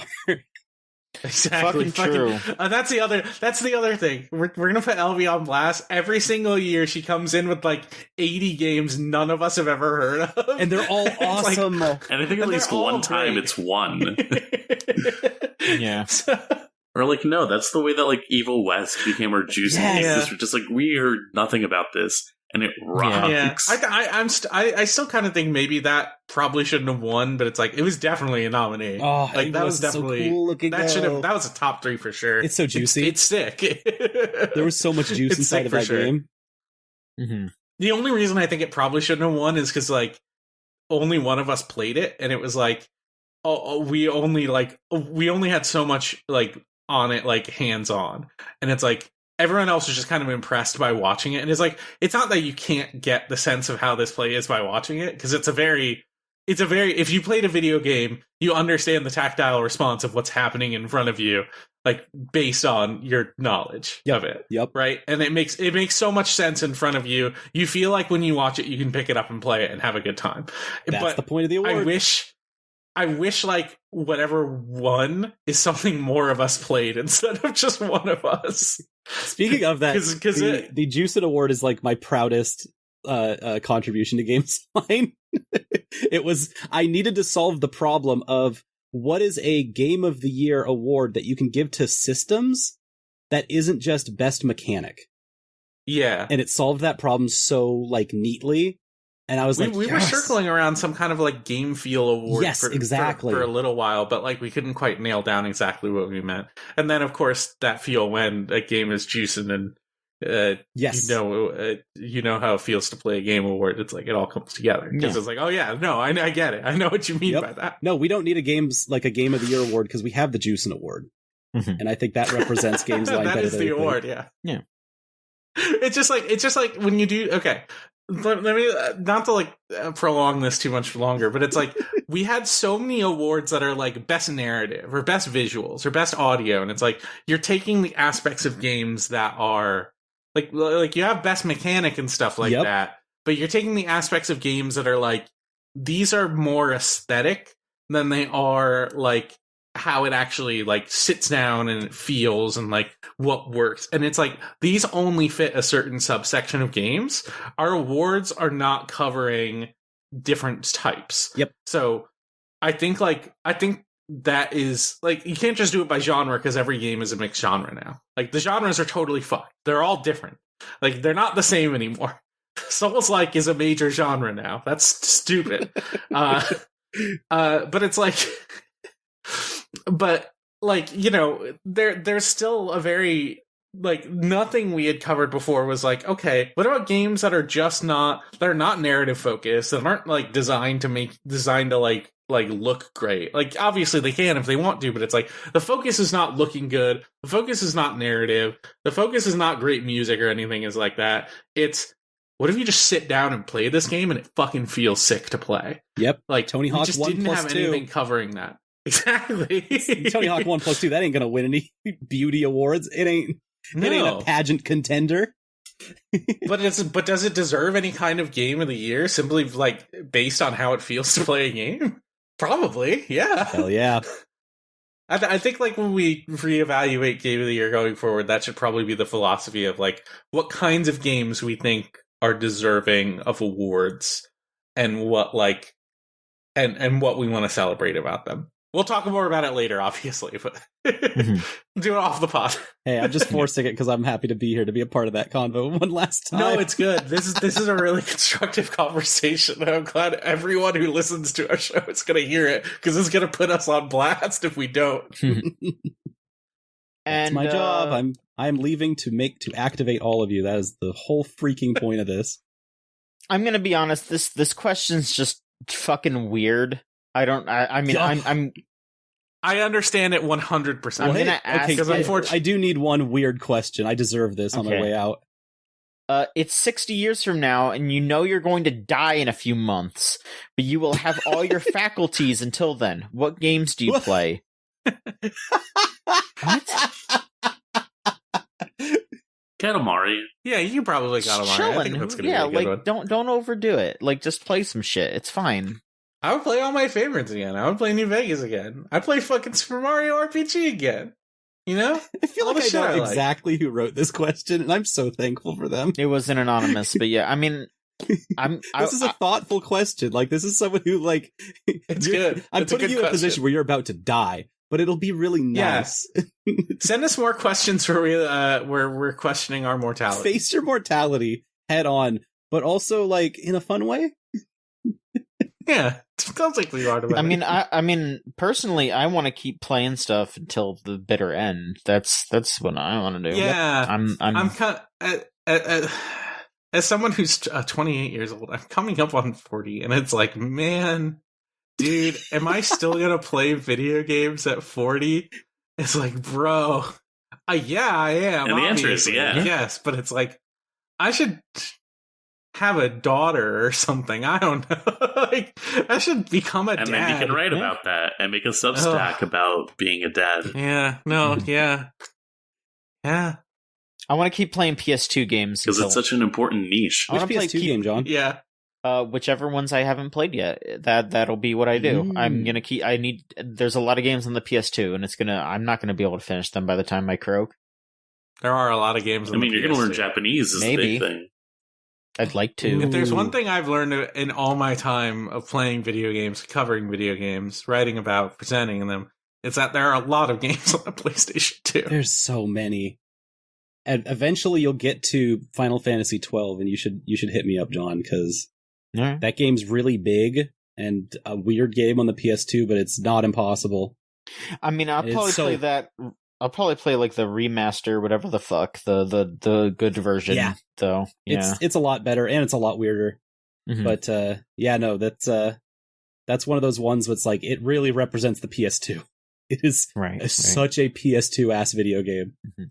And last question here, also from Anonymous. It just says, "The promise has been kept." Semper Games. Semper Games. What? Well, the promise was made, and we kept the promise. We did it twice. The promise was made. What promise? Chuchamania was the promise has been made. What was another one? There was another one really recently. I think it was just Resident Evil 2. Was the promise had been made. But hey, the promise has been made. I kept saying secret project for the last 2 years, and you blew it out of the water today, is that I've been slowly working on the ending of Sekiro for too long. And it's like, hey, that's the next promise that has been made, is I'm going to put Sekiro out. Yes. The ending of it. We did, in fact, finish it. It's just stuck in an editing bay for a really long time. Morat is our number one fan of our Sekiro series. You need to release them. Oh my god. Let Morat be free, please. I will. I'm very excited. There's really good stuff in those episodes that I keep thinking about, and I'm like, oh my god, we never put that out. There was a whole someone had like put a video of one of the like modded characters that we included. They put out a video of that character in Resident Evil 2, and I really wanted to use that as a promo for Resident Evil 2, but I'm like, oh no, like, no one ever saw this character being used. Like, this wouldn't make any sense at all, period. Man. It's like, oh, fuck. No one's Chooch Gamesline canon getting crossover. Someday people are going to learn about Agape the Dragon. And wait, they don't know yet? What? They don't know, no. I've been going through life of figuring everyone was like on the Agape train, and no, they'll know. I'll finish it. They've never seen the game. I have to finish it now. They haven't seen Agape the Dragon. No. Oh my god! our horniest mod in the series. Don't spoilers. It'll come out soon. Everyone knew about this, and so I've been going around being like, no one said anything. Oh no. I never put out like the best clip I ever made of this too. And it's like, oh, there's so much stuff. There's so much stuff that in like the last 5 episodes. Well, that the promise has been made. I will put it out next year. Semper Games. Early next year. Semper Games. Well, that'll do it. Yeah, for the final time, Solon, tell us where you can find you for now and the future. I want to thank you, John, for hosting this and putting this whole thing together. This means the world to me. I'm getting emotional saying that this is my, last goodbye for everything. I also want to thank you, Scott, for being here as my tag team partner, and Maverick as one of the people that I like got to help bring into this, and that you get to carry on the legacy. It couldn't be in better hands. You and I also we got a shout out to Lorelei, who has to edit all of this. And I've been very selfish, taking up a lot of time on purpose. And so Lorelei is also another person that I helped bring in, and she's gonna keep like taking this and doing cool things with Gamesline. And like, I couldn't think of a better person. She's got so many ideas. She has so I don't much... think people know this. No, it's like she has so much stuff like she wants to do that like it just hasn't happened yet. But it's she's like, also like a veteran of this game. Like the writing and critiquing games and how she thinks about games is such a like cool thing. And how she's been in like every single field imaginable within games is I could talk about the talent of this team for forever because it's amazing. And I do that way before talking about myself. So this is my last favorite one. and least favorite Gamesline person. Go. My least favorite Gamesline person is the person that's not here. Wow. You're done. You should get out of here. You should be here. This is where you should want to be. Okay, let me... You can find me at cohost.org/Solon. If you want to see my real works, that's where you go. If you want to see my stream persona, though, on Twitch, I'm getting saucy at twitch.television/ChorbySP, where I also perform on Twitter as well. And that's where you can find me. Who's next? I'm FK Socks on Twitter, Tumblr. You can search that on Blue Sky, find me. Otherwise, I'm gameslut.me on Blue Sky. You're GameSlut on Blue Sky? Did I mishear that? Gameslut.me. It may, if spell that out in your head, you'll recognize that it bears a striking resemblance to something that we all share in common. Well, all of us, sans you. But anyways, I'm taking improv classes. I'm not doing anything right now. My back is broken. I don't want to do anything. I'm gonna lay down after this 3.5 hour podcast with a broken freaking back. My improv class just ended this past Saturday, and I'm gonna take a 200 in like I think it's January. But yeah, I'm trying to do stuff locally, and if that eventually turns into me feeling comfortable enough about on-stage stuff that I do to, like, put on video online, keep an eye out, I guess. Hell yeah. Hell yeah. Yes, and Queen. Maverick, how about you? My account's locked right now, dog. I got an interview tomorrow. Don't follow Maverick. Not right now, at least. But whenever I do unlock it, that's at Maverick_Drifter. There you go. I mean, anyone can hit the follow button. It's just you have to accept them, right?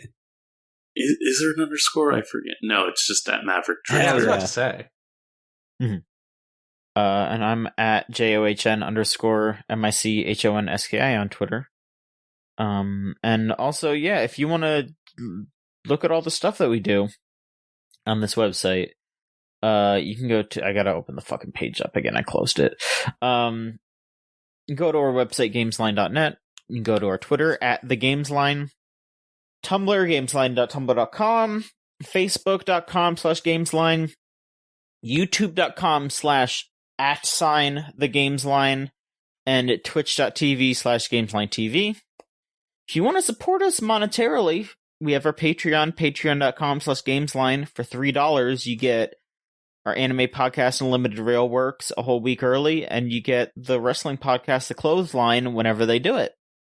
Yeah, we're trying to do a new app for a full year. Probably going to be a bit until that comes out. We haven't recorded. Usually when we do these, we record it like right after. But this was a challenge for me, just doing this podcast. And like Mav and Laurel, I haven't watched it yet. I'm thinking about maybe trying and getting a special guest for that too. But we're still figuring out when we're going to record. But I do very much want to talk about Full Gear. Mm-hmm. We also have a bunch of content coming up soon.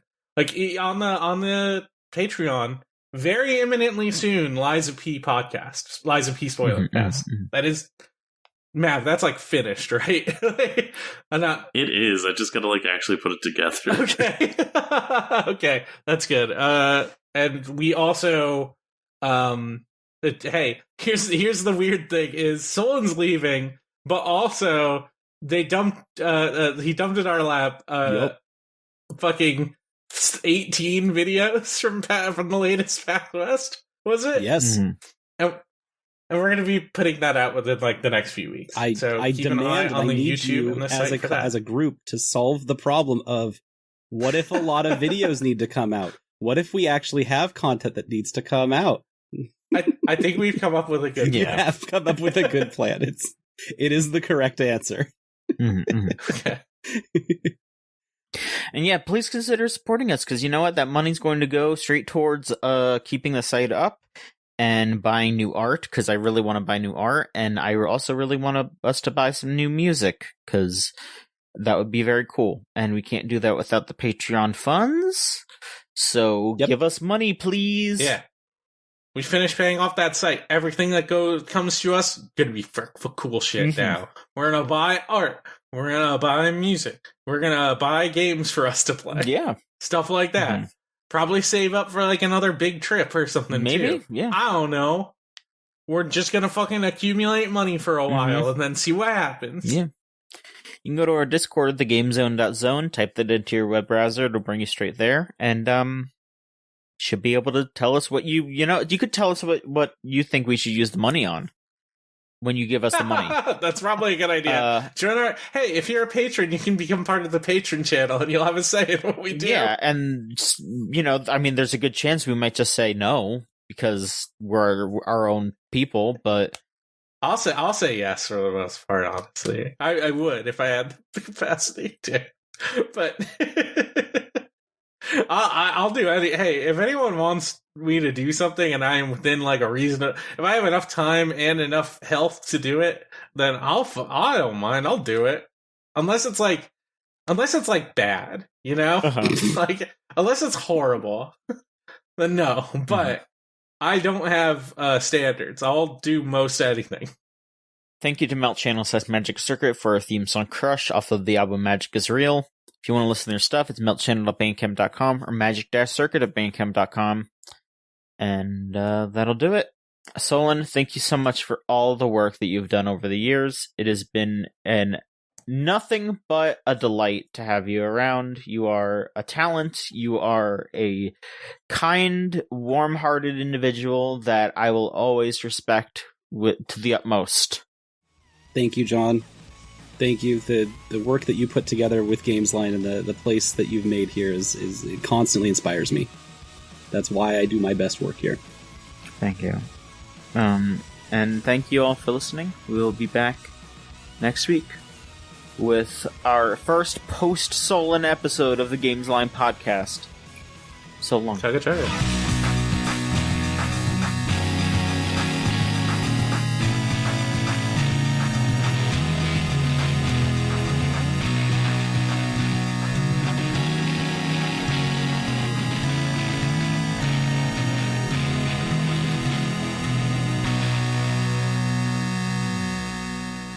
I wouldn't go. Live.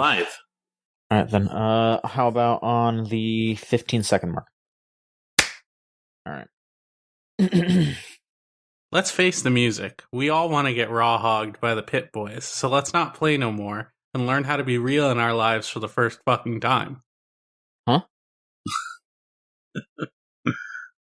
What? Huh?